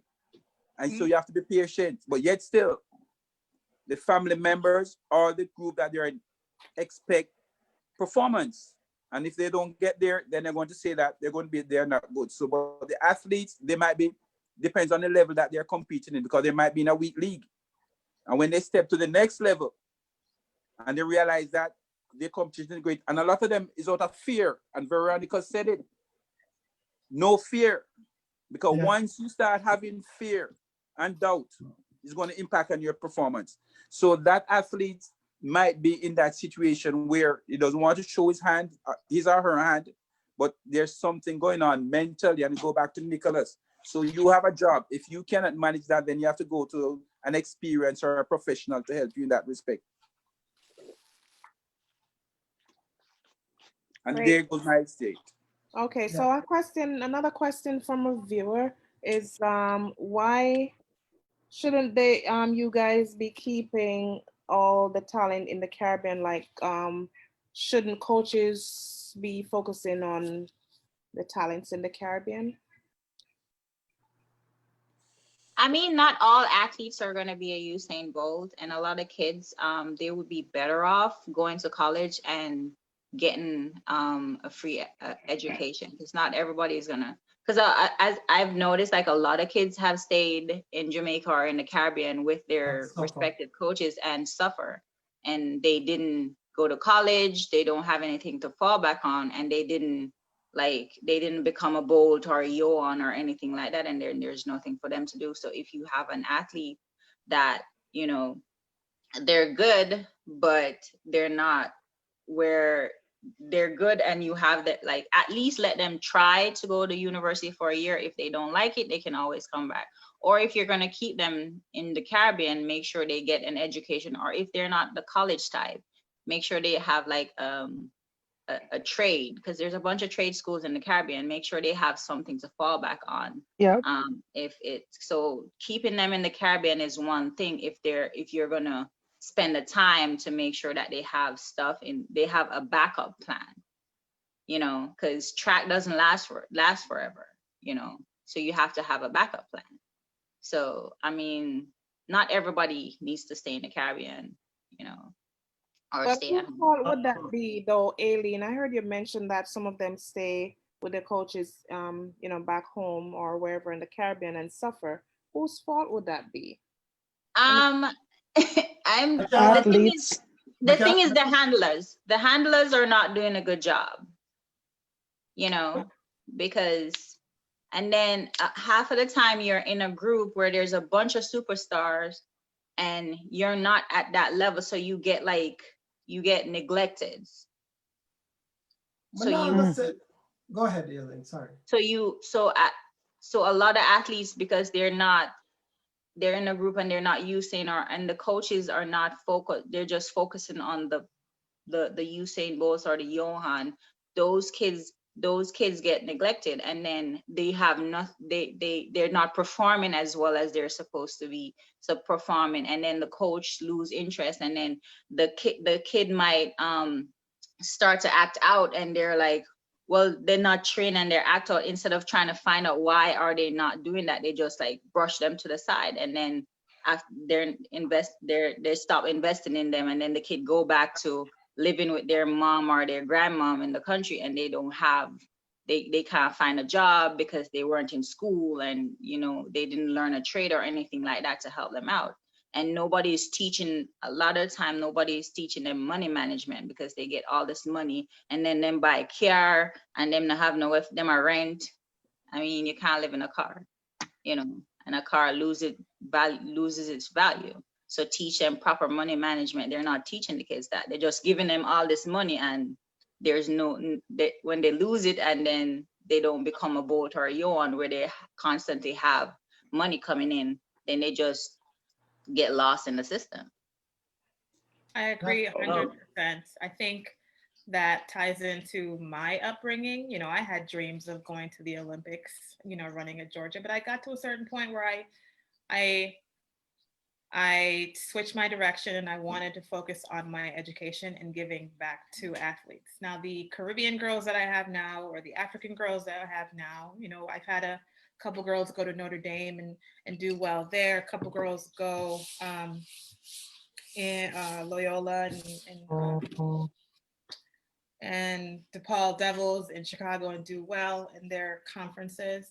And those girls, you know, Margaret Mamboshe, she runs for Nigeria in the Olympics, and she's training again for the upcoming year. You know, she made sure that she finished her education. And, you know, we have a lot of girls that went on to be lawyers, went on to be doctors. So I agree, we can't just, you know, groom them for one direction. There's greatness in everything that we can do. And if we're embedding all these great leadership qualities, whether or not they end up, you know, going on in a professional career in track, those leadership qualities follow through in their professional lives, right? Yes. So I think that as coaches, we need to see and encourage when they don't, when they want to stop, and encourage that professional life as well, away from sport. Fatima, were you about to say something? No, I'm saying she's right, because I used to coach at my old high school here in Connecticut, and I've seen like girls come out and some of them just want to get in shape for prom. That used to annoy me. And I would do a process of elimination, kind of have them drop out. They actually drop themselves out. And I had some girls who were great, good sprinters. They won state, but they weren't like want to go further because the education came first. Yeah. They became doctors, lawyers, you know, they got their masters because that was their goal. They enjoyed high school track and field, but their goal was, you know what, I got to get a scholarship. You know, living in a poor neighborhood, they have to get a scholarship to go to college, and their education come first. But they enjoy the sports, but that wasn't for them to go further because they turn out to be good, strong females. So You're absolutely I'll say right. something And there's a here. lot. Sorry. Go ahead. But you know what? As a coach, once again, out of New York City, now I'm in Vegas. Over the years, as I watched Jamaican athletes back in the 90s till current, I've seen so many Jamaican athletes who are considered very talented. But recently, especially after 2008, everybody wants to stay back home. And I've seen so many kids, they stay back home and nothing happened for them. No track, no education. And that to me breaks my heart all the time. In New York City, I'm proud to say, as a coach, I have sent probably more kids to college. When you're talking about Ivy League school, Harvard, Yale, Columbia, Brown University, Fordham, year after year, because guess what? I never had a Veronica Campbell, I never had a boat. I mean, I shouldn't say boat, or Aileen Bailey. All my kids, no matter how good they are there, education is always first. And I want to see my Jamaican brothers and sisters do work in both on the field and in the school, in the classroom, so that one day they can focus on something. Because too many of us right now are suffering because of that. You get a pro contract at 18, 19, and then guess what? By the age 21, you're done. All right, go, Mr. Walters, go on. Mr. Walters, this is Xavier. I'm just saying this real quick. This has been a fantastic conversation, but I have to bow out right now, and I would love to do this again with you guys. Right now, I have a few things that I have to attend to before tomorrow. And so to all of you, respectfully, I say good night. Thank you. Thank you. Thank you so much Thank you for showing up, X. Thank you Okay. for coming. All right. Bye-bye. If you the next time you guys have it, please invite me again. Who is this? The real X-Man? Who am I speaking to? Who is speaking? This is Xavier. Xavier. Yeah. Okay. The real X-Man. All right. You guys take care. For coming. All right. Bye-bye. Okay, Stephanie, are you still there? Oh, there you go. I haven't heard you. Stephanie, show up. Yes, shut up. Hey, baby. Were you here for the conversation that was just being discussed? I mean, what's your take or say? Yeah, I mean, there was a lot to take away. Um, I mean, we went in so many different directions, and everyone was saying something so useful. Like, I've been there where you have an athlete that doesn't believe in themselves, no matter how much you try to coach them from the mental. And there are kids that the mental works for them, because you got to remember, I can't remember, someone said, they're going home. So whatever they do with you never know what they're going through when they go home. And you never know what lack of reassurance or confidence they're getting from their family base. And then it's the opposite. Sometimes the family pushes you way too hard. I had an athlete who was, she was young, she was a freshman, she was doing very well, but she was a good athlete in different events. So her parents are like, oh, well, after practice, we're going to make you do this. We're going to take you to the gym. We're going to make you do this. And then the next day, they're going to make you do this, make you do. And she Oh, feel like God. she always got to she got to work out with her dad. She got to do what her dad says. She got to do what her mom says. She got to No do what coach longer says. fun. Yes. And then like days when she would have great races, they'd be like, great, what we're doing is working. We're going to do it more. And I wouldn't know this until she would have an off day and she'd be in tears. And then she'd tell me the next day, I was so sore. I'm like, how are you sore? And I go through our program. She was like, well, I didn't tell you. I went lifting with my dad the night before. And then 2 days before that, we did softball practice because he knows I like to throw. And I'm like, so, you got to remember that there's the parentings, that you got to reel in the parents sometimes, because sometimes the kids will trust you, but the parents will think they know what's right more than you.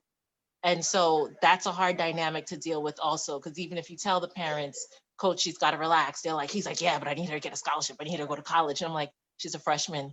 She has 3 years. Like, you can't overdo it. She will get it.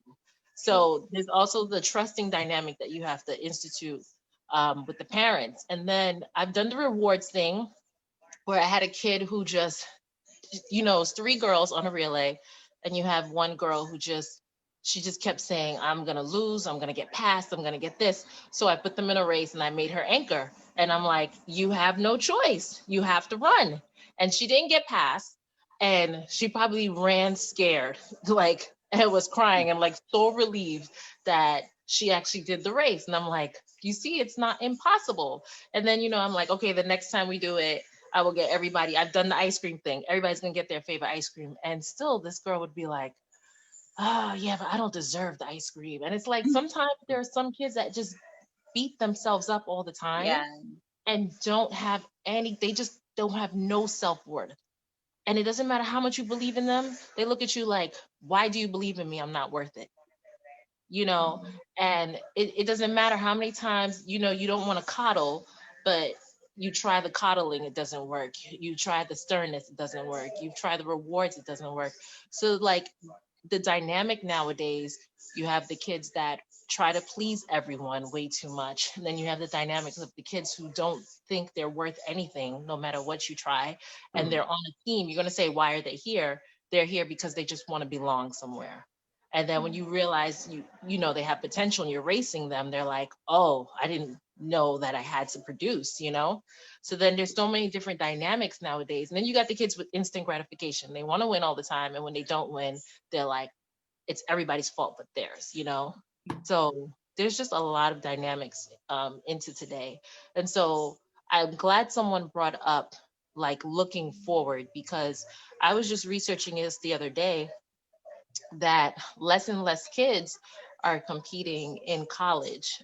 So if you look at it, I think the last statistics they put out was 7% of like college athletes competing that will go on and compete on the secondary level. So it's always instilling too. I'm trying to see how can you get these kids to keep believing in themselves, to take themselves through college. And even if you think maybe I should introduce more of like their goals.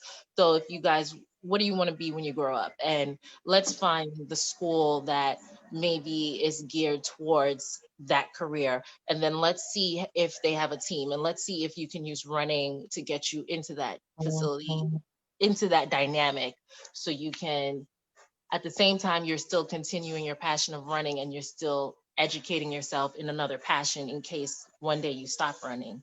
So there's just a lot to consider nowadays when it comes to coaching. So, question here, like, throwing it out to everyone, and you can all, respond.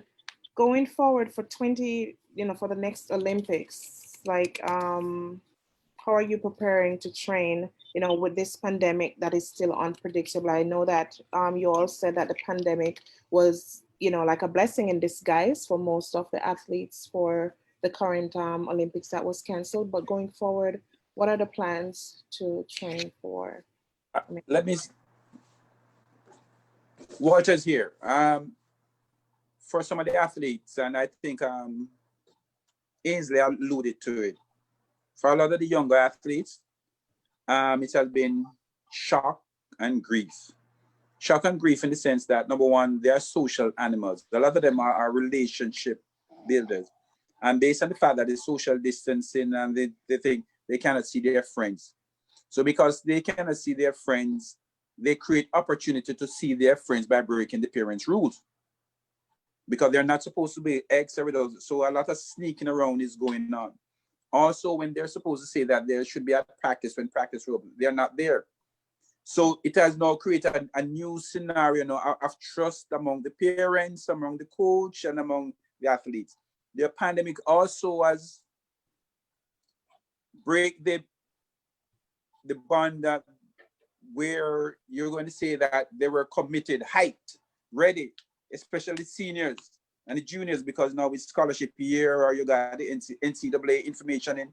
I know I agree with there's this panic. There's this panic going on now, my thing. And then the parents now are also panicking because they have put all their eggs in that basket for getting that scholarship. And because there's no competition now, it just throw everything out of work. So they're complaining, the kids are complaining. So it is at the age group level, it is a total mess right now.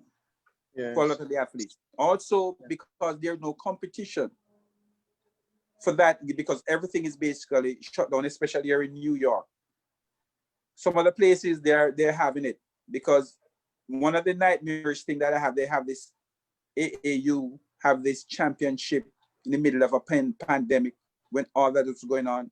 And if you look at some of the videos there, and you're saying that, so it's so much conflicting things that are going on.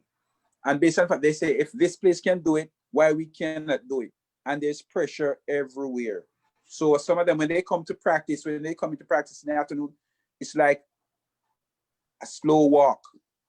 And to get them motivated again, it's like, so the sooner this ends, the better. But the senior athlete understand, and they have a reset, like Aileen says. They reset quickly. But for the age group athletes, the reset is not. And based on the fact that I'm also in a unique position because I'm the youth chair for a UFT association. And I keep getting this tons of email every day. When are we going to start? My kid want to do this, and my kid want to do that. Why we don't have the competition? So a lot of that because they need it, because the activity was the outlet for the kids. And that is not there anymore. And also it's also impacting because the parents also were using the kids to maintain their social connection also. So it's a whole at that level right now. Okay, good. Go ahead. I'm 2 clicks down the road from Coach Walters in Pennsylvania. And one of the first things I did with our group was before it even locked things down here and across the US, because I was following it in China and then I saw what happened in Jamaica. I called a meeting with all the parents and the athletes, and I explained what was happening. And I said, listen, it's coming here, and there's one of 2 certainties based on what we knew back then. I said, either you already have it or you're going to get it. So either way, you can't fear what's going to happen. You have to plan for what could possibly happen and what the future outcome might be. And so we we made a decision as a group to sequester everyone, and we put in social distancing protocols so that we could continue to train. Because if you don't have it, hold on, I listen to what you were saying. You listen to what You're lucky. all right. So the thing is, again, you're dealing with a microbe, all right? Coronavirus, whatever you want to call it. You can't spread something you don't have, right? So That's true. if you start with that common sense basis, the first thing you do, which this country should have done, again, this is February. This is not June, right? you have to control who comes in and out of your practice, who comes in and out of your social circles. Now, fortunately for me, the folks that I'm dealing with, socioeconomically, they can afford to do that. All right. So they made the decision, they made the commitment, and they pay to train.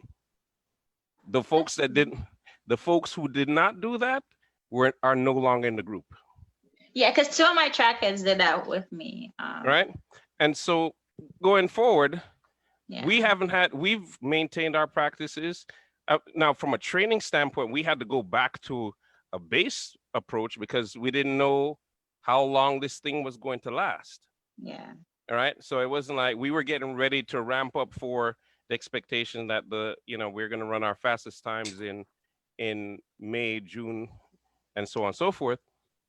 So all we just did was we went back to a base. We detrained, and then we just talked about the first and primary thing. So why are you involved in the sport to begin with? Is it about getting championships? Is it about scholarships? And just getting them centered on the idea that track is a sport that you can do for as long as you're alive, right? And just getting them to fall back in love with the sport again. So from my standpoint as a coach, I use the pandemic for them to reintroduce what track and field is, not all the different things that come from track and field, like scholarships or social advancement or whatever it is, right? At the end of the day, it's about your first wealth, which is your health, right? And are you getting better every day? And the thing is, for the kids who were dealing with the anxiety within the first month, we had sessions where all we just did was sit around and we talked about what type of anxieties they were dealing with.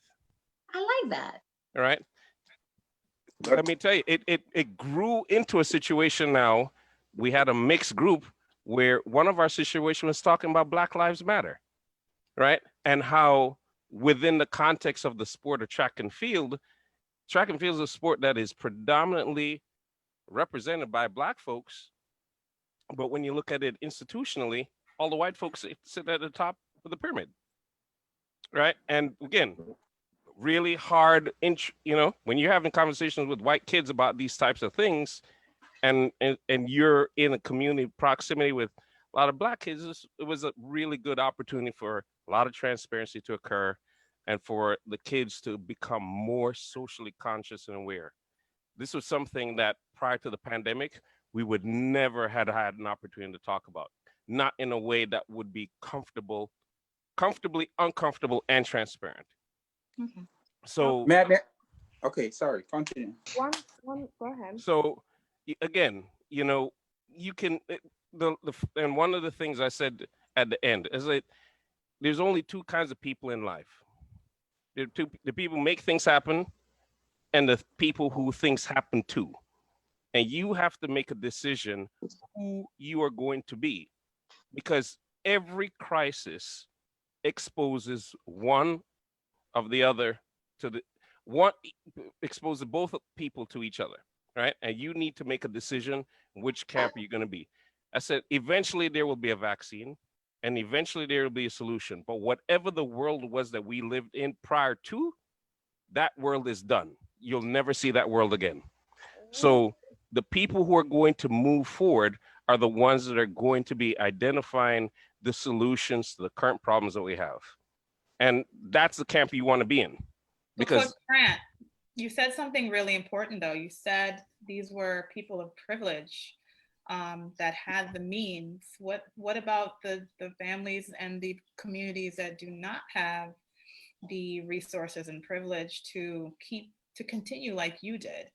You know. Well, if I were in that, if I were in that situation, I would then be faced with that problem. I didn't. Right. That's not the Well, situation. you said there were two type of people: those who will and those who. No, right. no. Well, what I'm saying in terms of providing a solution to a problem. Now, you don't need means to find a solution to a problem. It certainly helps.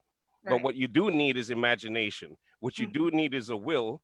And what you do need is the ability, like we talked about earlier, you need to tap into that scarcity mindset in order to find what that solution is that everyone else is missing. I agree with you. And I think we tried that. I think we tried what you were thinking. And, you know, no matter what you prevent and you try to put things in place you can't catch what you don't have. The head coach got coronavirus.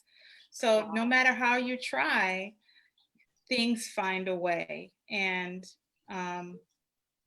we did try that. Absolutely. We wanted to reach and continue on with our training with our athletes, but no matter how you try, things will find a way, right? Murphy's Law. Okay. Tamika, I got one, sorry to interject, Mr. Walters, but Yes, 'cause I Tamika have to soon go. has to go. One quick question for you, Tamika. How do you, like, what grade level do you start recruiting your high school athletes, since you are a high school coach? So we have children as early as 8. We'll start at age 8, 3rd grade in this area, usually. Bringing them over in the summertime, just teaching them what you were talking about, Aileen, just coordination, left foot, right foot, the simple things. So we start really early with them. I started when I was 11. In this program. So we start grooming them and just bringing them over and grooming the families as well, you know, because we have a lot of helicopter families that come with those 8-year-olds and 9-year-olds. So we groom the families on what you can do and what you cannot do when you're in our space of the oval. Oh, okay, awesome. How many kids do you have in your program? Are we talking about pre-high school or high school? Just in general. I don't know the architecture of your program, so walk me. So when they come in very young, maybe we have a core 8 young children that we work with every summer, and we introduce them to indoor little meets that we'll have alongside of our indoor meets, because we have an indoor track in our high school. And Evanston High School is about 4,000. So we'll have a good 100 kids between freshmen and seniors. And then when we come down to a smaller travel group, our core group that will travel around the United States to compete, it's about 20 girls. Those are big numbers. Yeah. I appreciate all of this. I thank you. I have to go, and I hope that we do this again. Please invite me. Will you be available for part 2? Would you be available for part 2? I absolutely will. I am teaching. I'm a current special ed teacher, so I'm teaching from home and trying my best to juggle it all, but I would be most happy to come back again. Thank you so much, Tamika, and thank you for taking you again. time out of your Thank you. precious time. Thank you for including me in this conversation. Good night. Good night. Okay, coach. Can I say something? Sure. Well, I'm in Vegas, as you guys know, and this pandemic killed my girl high school track team. Had some girls who were seniors, and they came to the track that day crying, "Mr. Dietz, we have no more track." And I was like shocked. I was hoping that we have at least 2 months to do something. No track, everything. Only thing I got was my paycheck. That was it. It broke my heart that I had a chance to work for the first time in warm weather with high school kids. All right. Now, I have one Jamaican young fella that I'm training here in Vegas, and it's the first time in my life that I get up in March and I can say, okay, instead of going to school and teaching, I'm going to the track. I'm going to the gym. So for me, it was a plus for him. You understand? One Jamaican. I wish I have more though. All right. I'm opening the door to more Jamaicans to come and train. You won't be disappointed. Girls or boys, it doesn't matter. All right. If you fail with me, I guarantee you I'll start paying you if you fail with me. All right. Go ahead. Anybody else take the seat? Yeah. Let me follow up, and I appreciate Philadelphia, because here in New York everything was shut down. You go to a track, police take you off. Wow. Yeah. Oh yeah. Anywhere you go, you Yeah. know, so you're totally shut down. And if you break the law, it was a total shutdown. So anywhere you go and anyone see you doing any form of training. So I wish we were in Philadelphia then. Even if you were at just the regular public park, you know, once it passed 3, even if you're just walking, you have to break that up. You have to leave. Yes. So for New York had it really bad. That's why I say I really feel it. For, you know what, I'm just being honest, I feel it for all seniors, all different sports, because I know how much it means to them. You know, this is the last to get your stats, you know, in line so that you can move forward to your prospective college, and like all of that is diminished, because they're even fighting right now to like have some sports and see if that will salvage something. But at this point, you know, it's really tough for them. I really feel bad for them, and I guess we just have to hope for the best going forward. I know. Vernica, I have a question for you. How do you stay in shape right now? So, due to the pandemic, all the weight room was closed, but I had a little bit of weight in the garage, so I was doing my weights lifting throughout. And then, luckily, I'm in Williamsburg, and we have a public park. We have a high school track that the stadium stay open. As long as you're not congregating, you were okay to go there and train in small groups. So I was able to continue my training throughout the pandemic. But I just want to touch a little bit and some of what Ainsley was just saying about the seniors, because a lot of college kids and high school kids are very much affected by the pandemic. I feel like the pro athletes are handling it better. As you can see, a lot of pro sports are back and they're competing.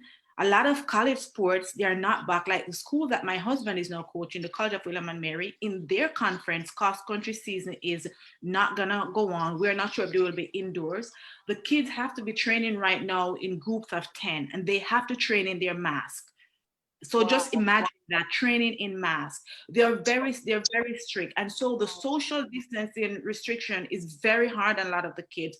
A lot of them are now depressed, and now they need, along with the physical training and studying, now they need mental health, because it is something that we've never experienced. And then they cannot be communicating and with their friends the way they used to. They cannot go, they cannot do certain things. So socially, they feel restricted. They're restricted by doing classes online.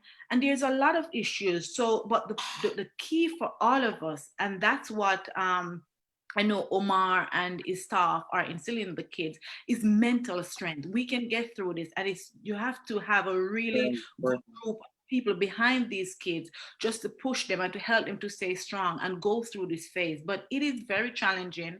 It is very tough, but we have to pay attention to the mental strength of these kids right now, because that is the problem. How many of these kids will be able to survive the pandemic and continue to study, continue to train, not knowing when sport will return? As I said earlier, the professionals are doing much better because they are running, they're training, and with the professional athlete, they have a goal, they are making money. Therefore, they have no choice but to continue training. They are more mature and stronger and can more handle the situation that is going on. But the younger kids, as Ainley said, I feel the same way. I'm sorry for them because it is tough. And like the college kids, the seniors who were supposed to go pro last summer, or this past summer, or are we still in summer? I don't even know.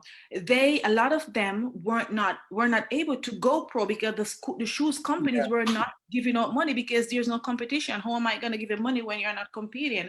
And some of the schools are allowing those seniors to come back for a second year. But again, what if college sports do not return in 2021 for those kids to show their strength to get a contract to go pro? What's going to happen? So the college kids, especially the seniors and the juniors right now, they're taking it very hard. And I think what we have to do, we have to really help them mentally, try to encourage and try to help them to stay on course. So if we're back on track in 2021, they will be prepared and be able to compete and to get a scholarship. Some of them coming out of high school and the ones going pro to get a contract to go pro. Yeah. So that's where we are, and we just have to stay strong because we absolutely. may not return to the world as normal, as Coach Grant said, but we just have to do what we can do now and know that we can get through this, and we have to help and support each other to get through this very unprecedented time. Thank you so much, Veronica. Yeah. I just want to let you know that Angela, who is my co-host here at Ladies Uplifting and Inspiring, she just wants you to know that she has purchased your workout gear, VCB, and she loves it. So she just wants you to know that, okay? And guys, I just want to have Ravi and Aileen have their last words in before they have to leave as well. And, you know, shortly, I know Katima is there as well. And we've been here a little while now, and everybody is opting for a part 2. So I'm just going to have Ravi and Aileen have their last words, you know, whatever they have to say about what's being discussed here and to our viewers who are listening. Ravi, you want to start, or Aileen? What I want to say is just make sure your kids are taking care of their mental health. That is the most important thing. Just spend time to find out what's going on. Just support. Stay safe. It's a hard time for everybody, including us adults. If you have to get a therapist, make sure you get one. Talk to somebody, and just stay focused, stay united with everybody. Thank you so much for having me. I'm happy I was on this panel. I got to spend some quality time with some amazing people and people I love and hold dear to my heart. So thank you so much. Sending you love, light, and blessings.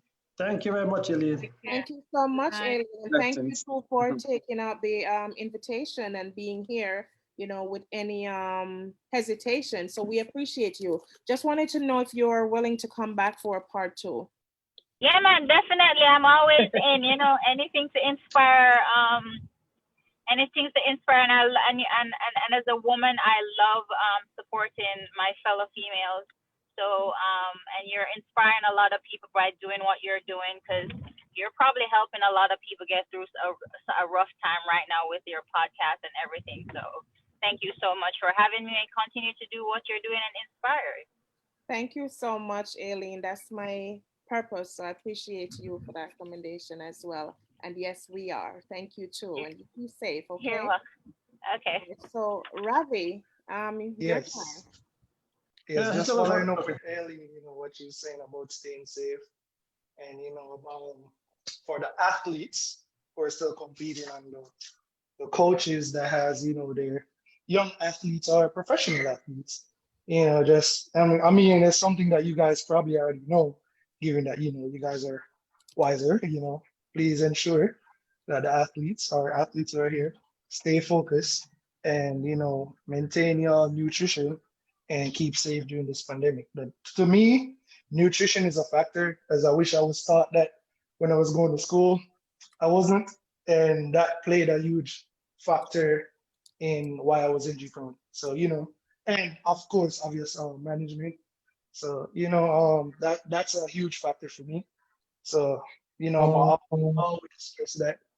So, yeah, and thank you guys for having me. It was great to talk with you guys and get to listen words of inspiration from great athletes, former athletes, coaches, mentors. It was a honor.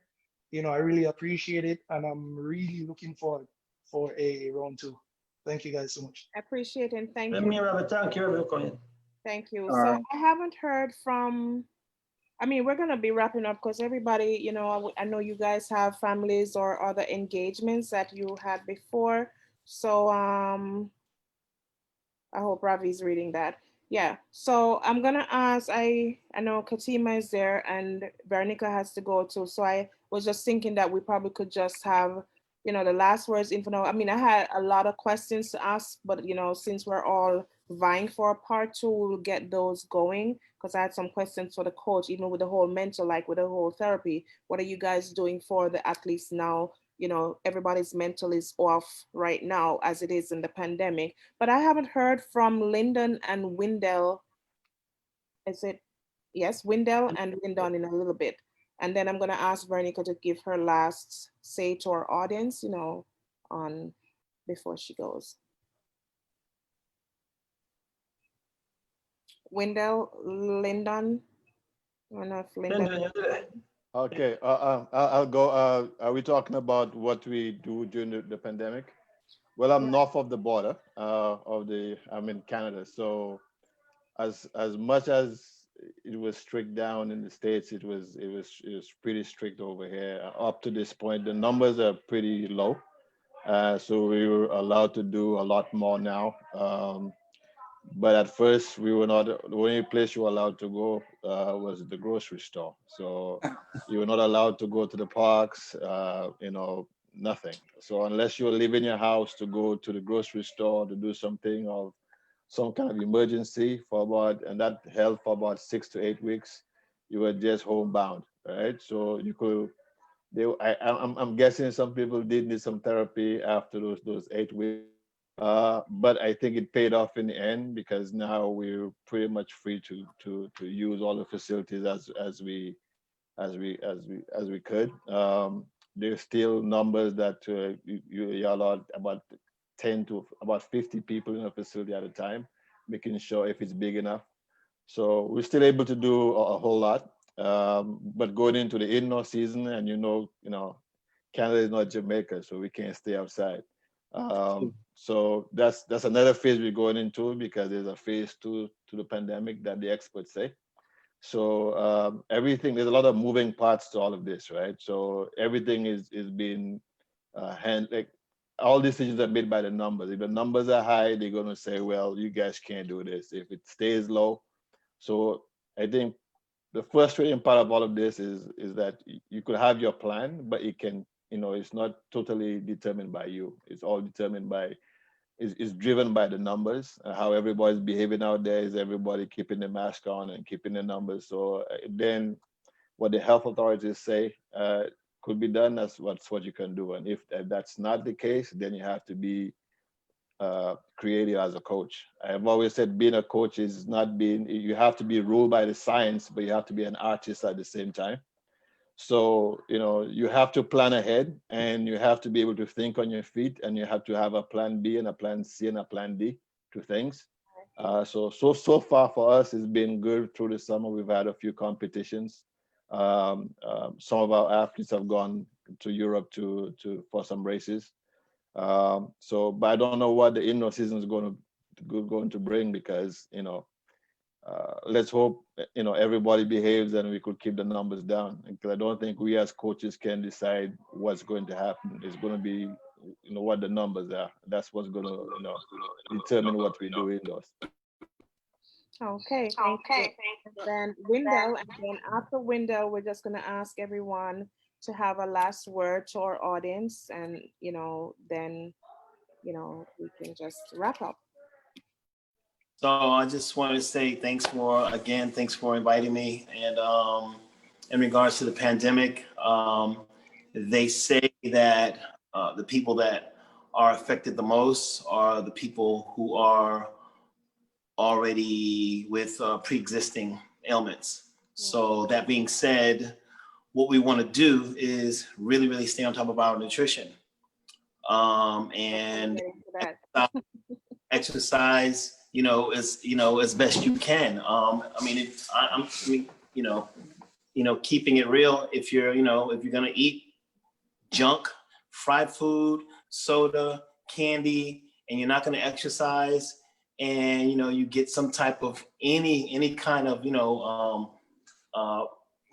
circulatory or lung virus, it's gonna affect you way worse than it would have had you been exercising and taking the supplements or eating organic food, whatever it is that puts you in a better position to deal with the virus.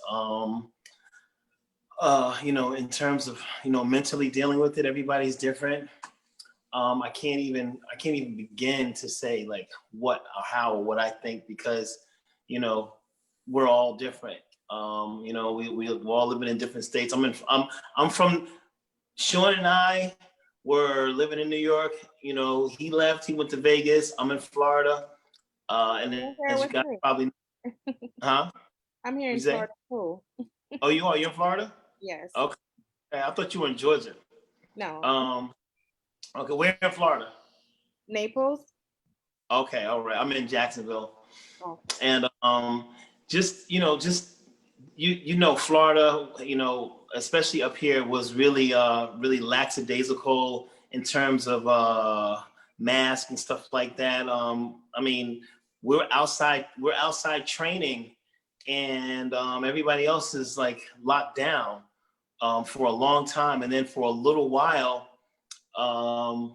you couldn't get on the track. When I say a little while, I mean like maybe like 3 weeks or something like that. But for the most part, here it's not as bad in terms of lockdown like it is everywhere else.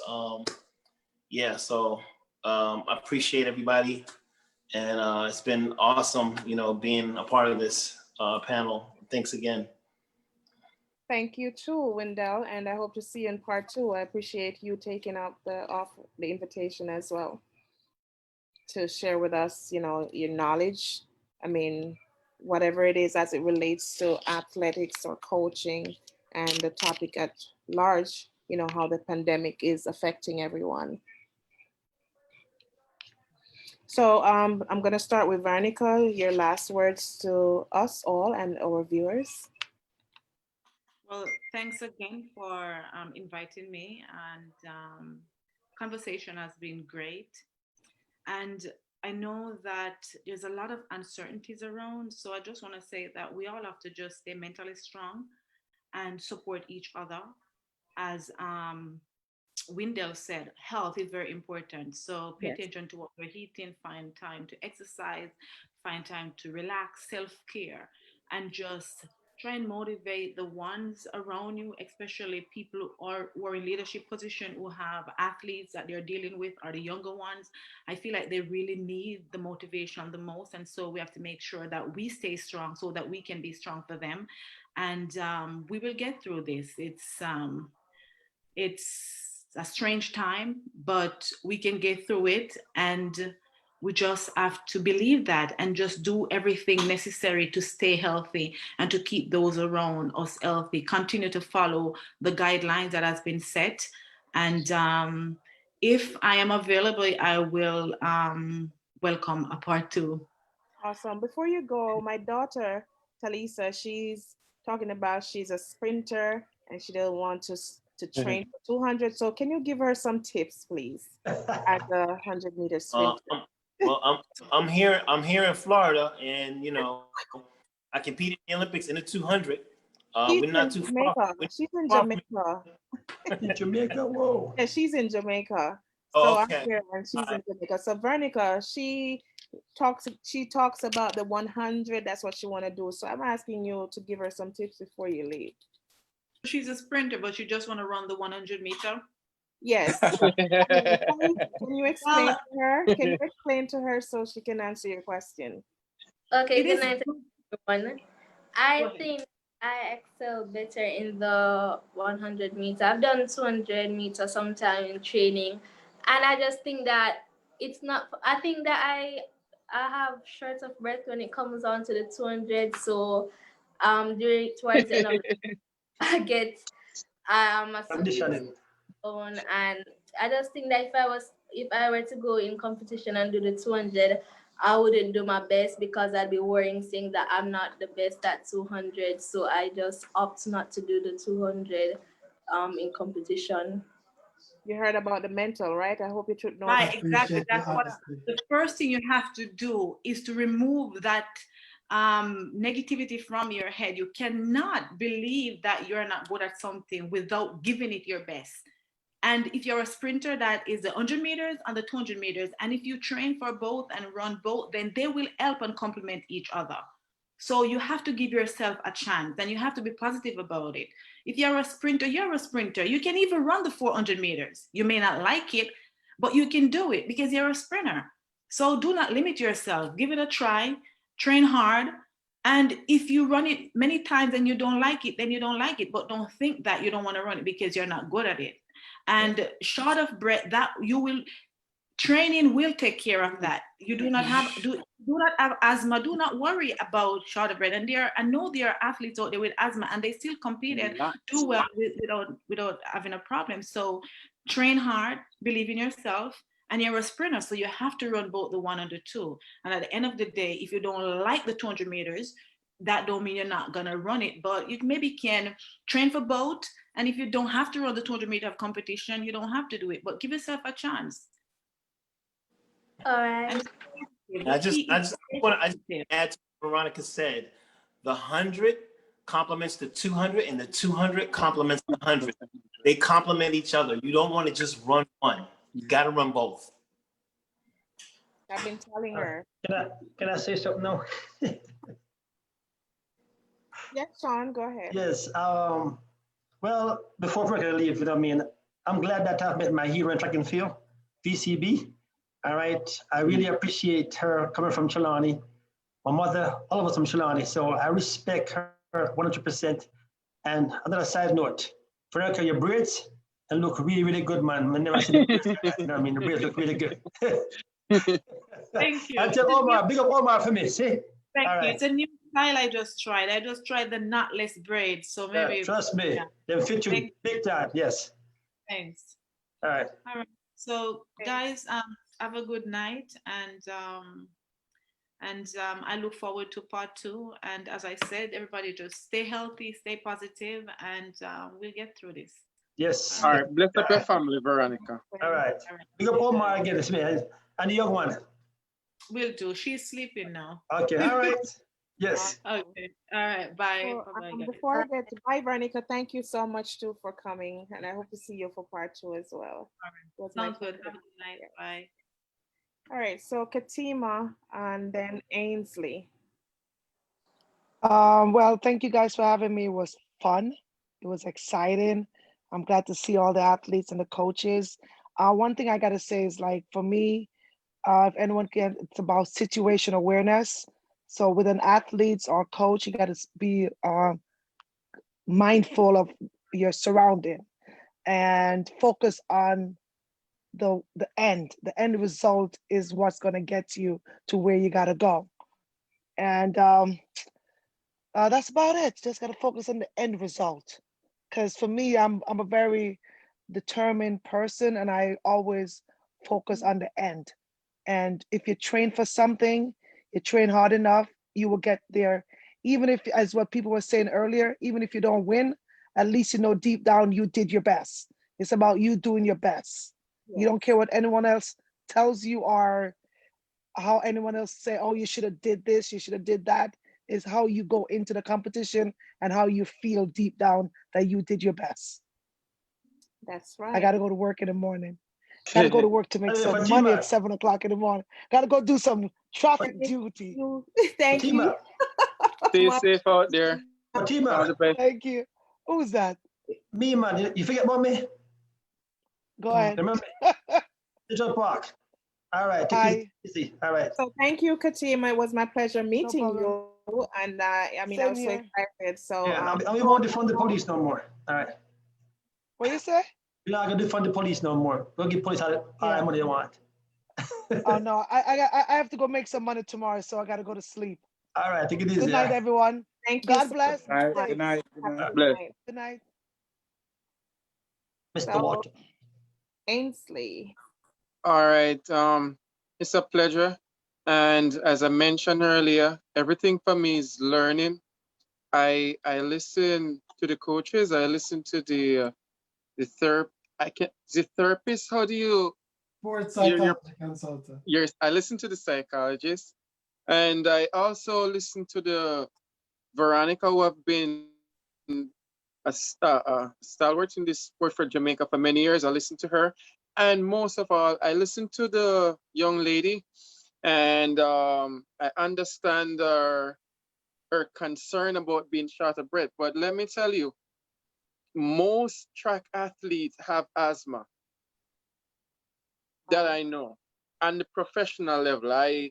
And you just have to train yourself to first train yourself to thinking that it won't affect you in a negative way, and you can achieve your goals regardless of what condition you have. All right. So first thing, you don't harbor negative thoughts, positive energy, and it will flow. And as for me, why I love positive energy, that's what gets me to whatever level I got. I'm very thankful for the level that I get in this sport, and it's positivity. I give myself a chance, and the good Lord take care of the rest. And He's doing that up until this moment, and I'm very thankful for that. And I thank this panel and everybody. I learned everything. I learned something. There's a takeaway from everybody in here tonight. I listen as keenly as possible, and I really appreciate this panel and this forum. I learn a lot. Thank you, guys. And thank Thank you, you. Mr. Wah. Blessings. Yeah, so if you're not ready to go, you can stay until we're finished, whatever. But I'm just giving everyone a fair chance. Is there snacks after? Just kidding. What did you say, Ainsley? No, I'm just saying if there's snacks after, I food him come for and tell us we not eat. And tell us the food there. Yeah, so is there anything that you want to tell our audience, Ainsley? I'm based in New York now. I'm based in New York for close to 7 years now. I established A1 Track and Fitness. It's a group that I designed not just to train track and field kids in the area and who seek my service. I develop young talents. I pass on my knowledge because while I was at MVP, I think I was a great student. And I think I had a good coach. So I learned a lot from him, so I understand even more of some of the stuff that he was teaching me now that I'm repeating it or passing it on. And so yeah, that's what I've been doing. A1 Track and Fitness here in New York and Long Island. I start off helping kids who want to improve their time so that they can get scholarship. And I start branching off into other sports, and I've met kids who want to just be able to fit to make varsity for whatever sports, even fencing. I've trained kids that have done fencing because every sports these days require you to be athletic, agile, and so forth. So the sports is changing, just like how the times is changing. So we have to adapt our parish. That's how it is right now. Okay. All right. Yeah. So, I'm gonna go to Stephanie. I was gonna say to the young athlete, not to put yourself in a box, because once you start to limit yourself, you might not feel that you are underestimating yourself, but it's a seed that you're putting in your subconscious, and then it will trickle over later on as you do other things.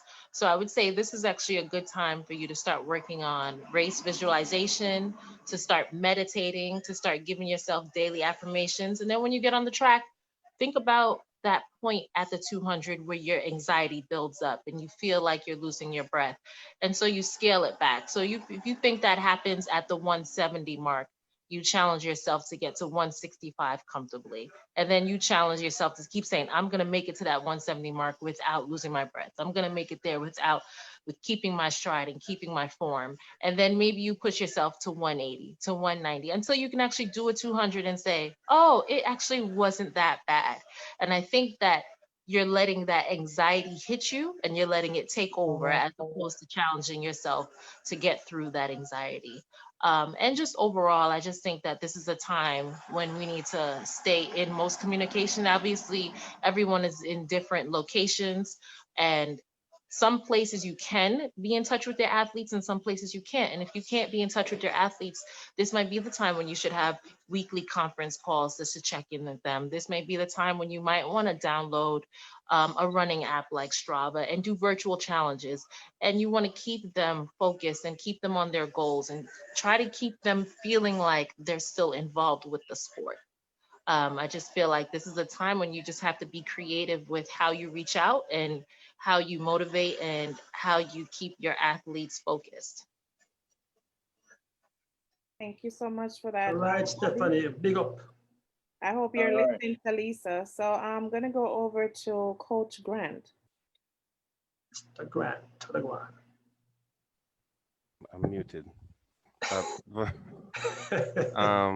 first of all, I want to thank Sean for the invitation. I want to thank the Queen Cleopatra for putting together a really strong panel of diverse thoughts and perspectives, No most. really intelligent people, and most importantly, folks that are, you know, connected to Jamaica. You know, I think that,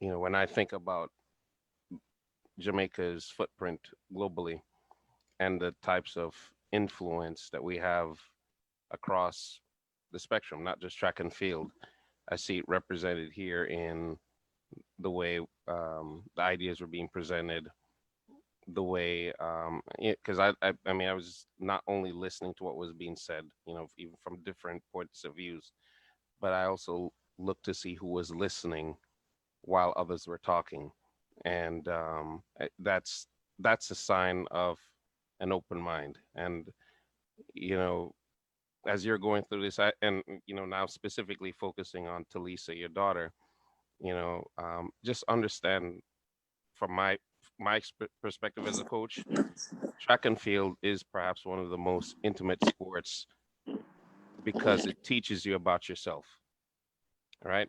And if you want to become great, you know, starting off with what Stephanie says, begin with the end in mind. You cannot be great without being able to address the challenges. So the challenge that you have in front of you right now is to understand that the 200-meter is the thing that you must tackle in order for you to get what is waiting for you beyond 200 meters. All right. Um, the second thing is that learning how to face obstacles and challenges head on is a part of you becoming the adult that you want to be. All right. If you're a person that runs from your challenges now as a set of habits, that's the adult you are going to be. So And true. so starting off just with the expectation that you have a real fear, no one's denying that. Address it, acknowledge, and again, I want to encourage you and thank you for being so courageous for coming out in front of a group of Yeah. strangers, just saying, "Hey, this is something I'm struggling with." All right, that's the first step towards being successful. Not being afraid to say, "I don't know," or "This is a fear." Being able to express it is the second thing, and then from there, working with people who have your interest at heart to see you accomplish that goal and to see you accomplish what's on the opposite end of that struggle. So again, I just want to encourage you. It's not about the 100. It's not about the 200. It's not about any of that sort of stuff. It's really about you developing the blueprint of who you want to be going forward and understanding that right now, every decision you're making, you're forming the seeds of a habit that will determine who you're going to be in the future. So just want to encourage you, keep up the fight. You've got a great network of folks already around you that your mom is putting you in Yeah. contact with, and you know, just keep going. You're going to do great things. Okay, Thank you very much. you're welcome. And thank you so much for that, Coach Grant. No, I I mean it. appreciate everyone here. Like, you all don't know how elated, how excited I am to be meeting all of you, you know, in your different titles. It's such it's such a honor. Like, and I'm humbled, you know. And it's so funny that I, as her mom, I just want to say this, I'm a lioness. Like, I am fearless. Like, I have a line, and for those who are on my Facebook who accepted my friend request, I have a line: "A coward conquers." So that's me. I'm a go-getter. I'm very determined. You can't stop me. You know, that's just my mentality. But you know, you have 7 kids, 7 different minds. So you know, that's what I'm trying to tell her. Like, you know, your mindset, you have to, you know, anything that I do personally, I give it my best shot. Even, I mean, I used to work at a restaurant, just a little story here last year. And when I wiped that floor, they never get that floor as clean as how I wipe. No, this is real life. I'm telling you. Absolutely. I get you. Trust me. Okay. And I mean, I was like, when they get reviews from customers, Cleopatra, Cleopatra, Cleopatra, Cleopatra, Cleopatra. I mean, let me show you this. It's not a black and white thing, but I had a set of males who would come in. They were golfers and they were white people. And, you know, I would go over to them. I used to work the dining floor and I was, you know, I introduced myself, you know, try to make them comfortable and be hospitable to them and, you know, welcome them. And they would just look at me like scorn.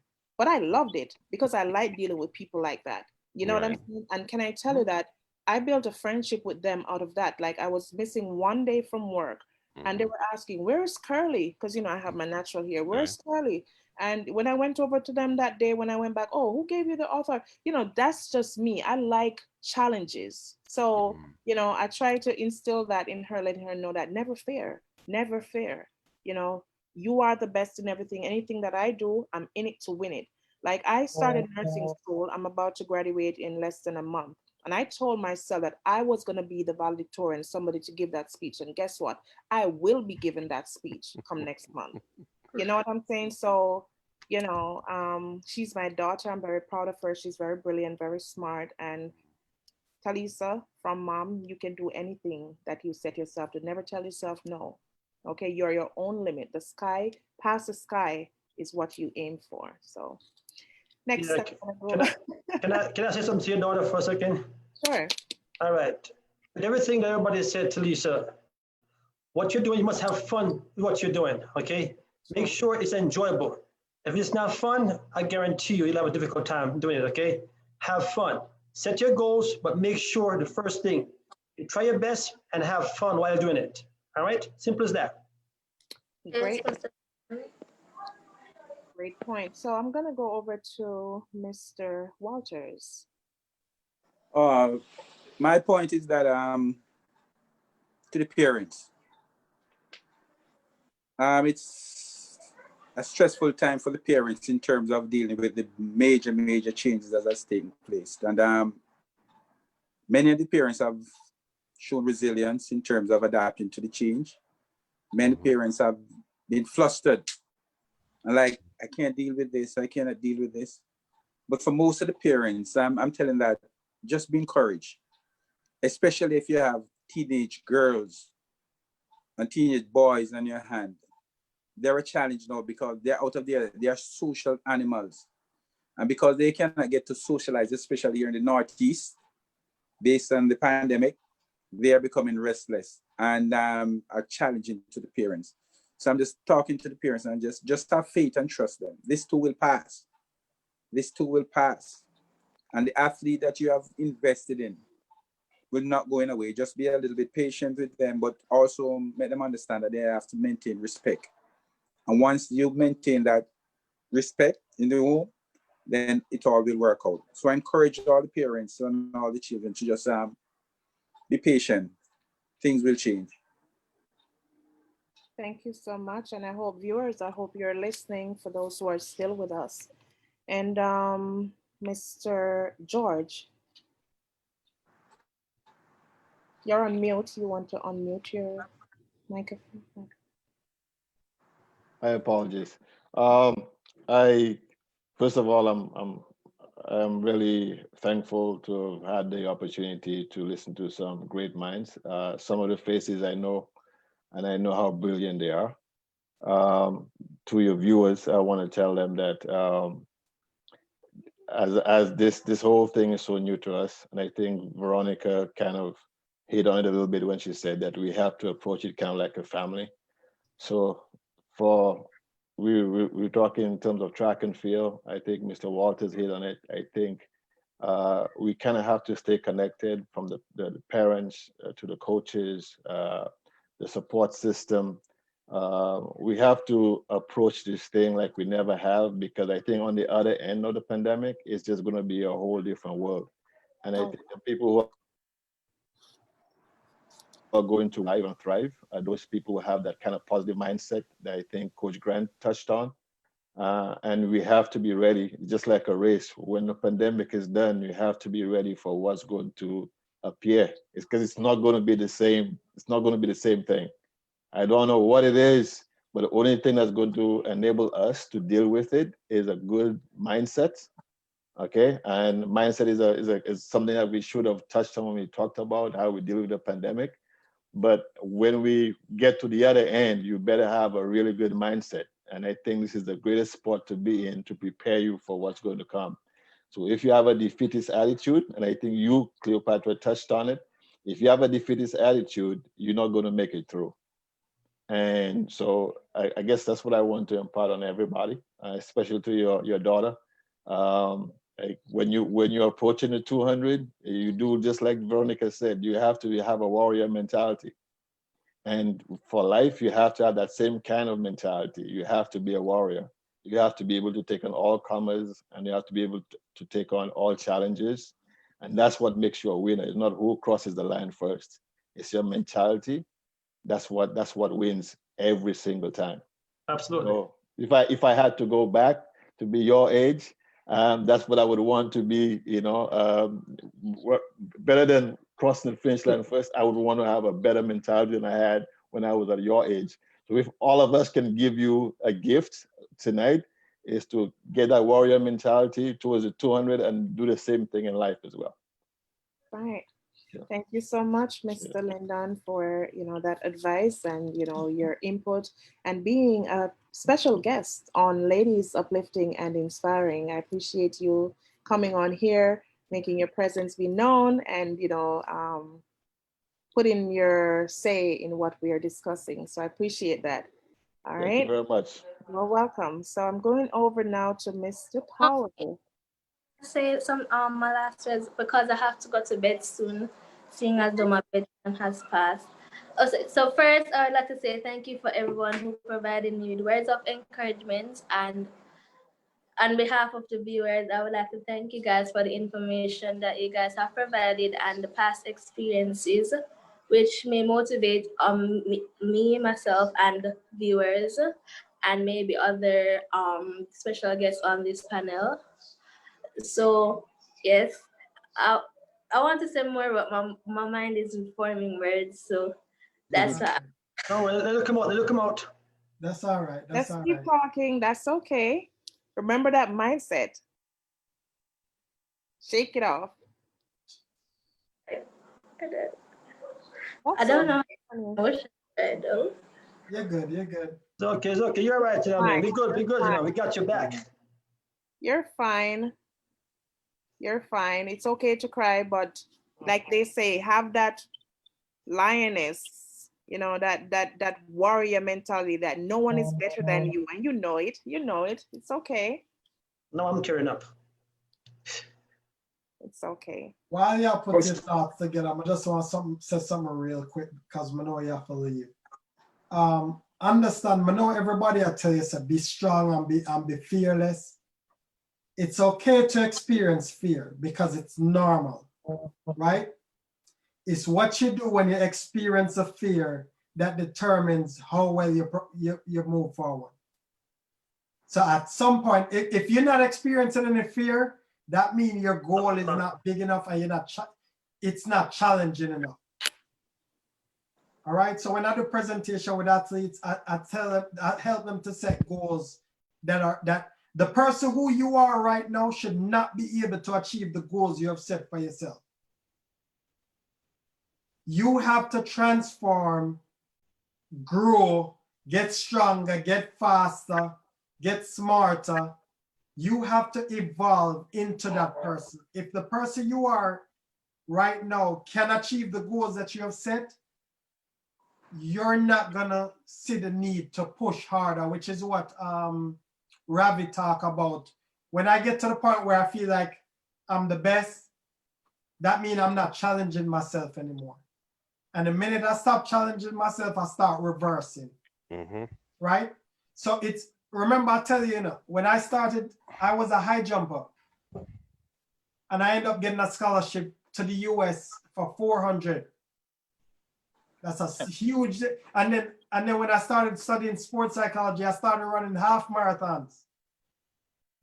So I could understand the mentality of a distance runner because it's different. Mm-hmm. I had to change who I was in order to get to that next level. So I understand the fear that you're feeling right now. Understand that it's normal.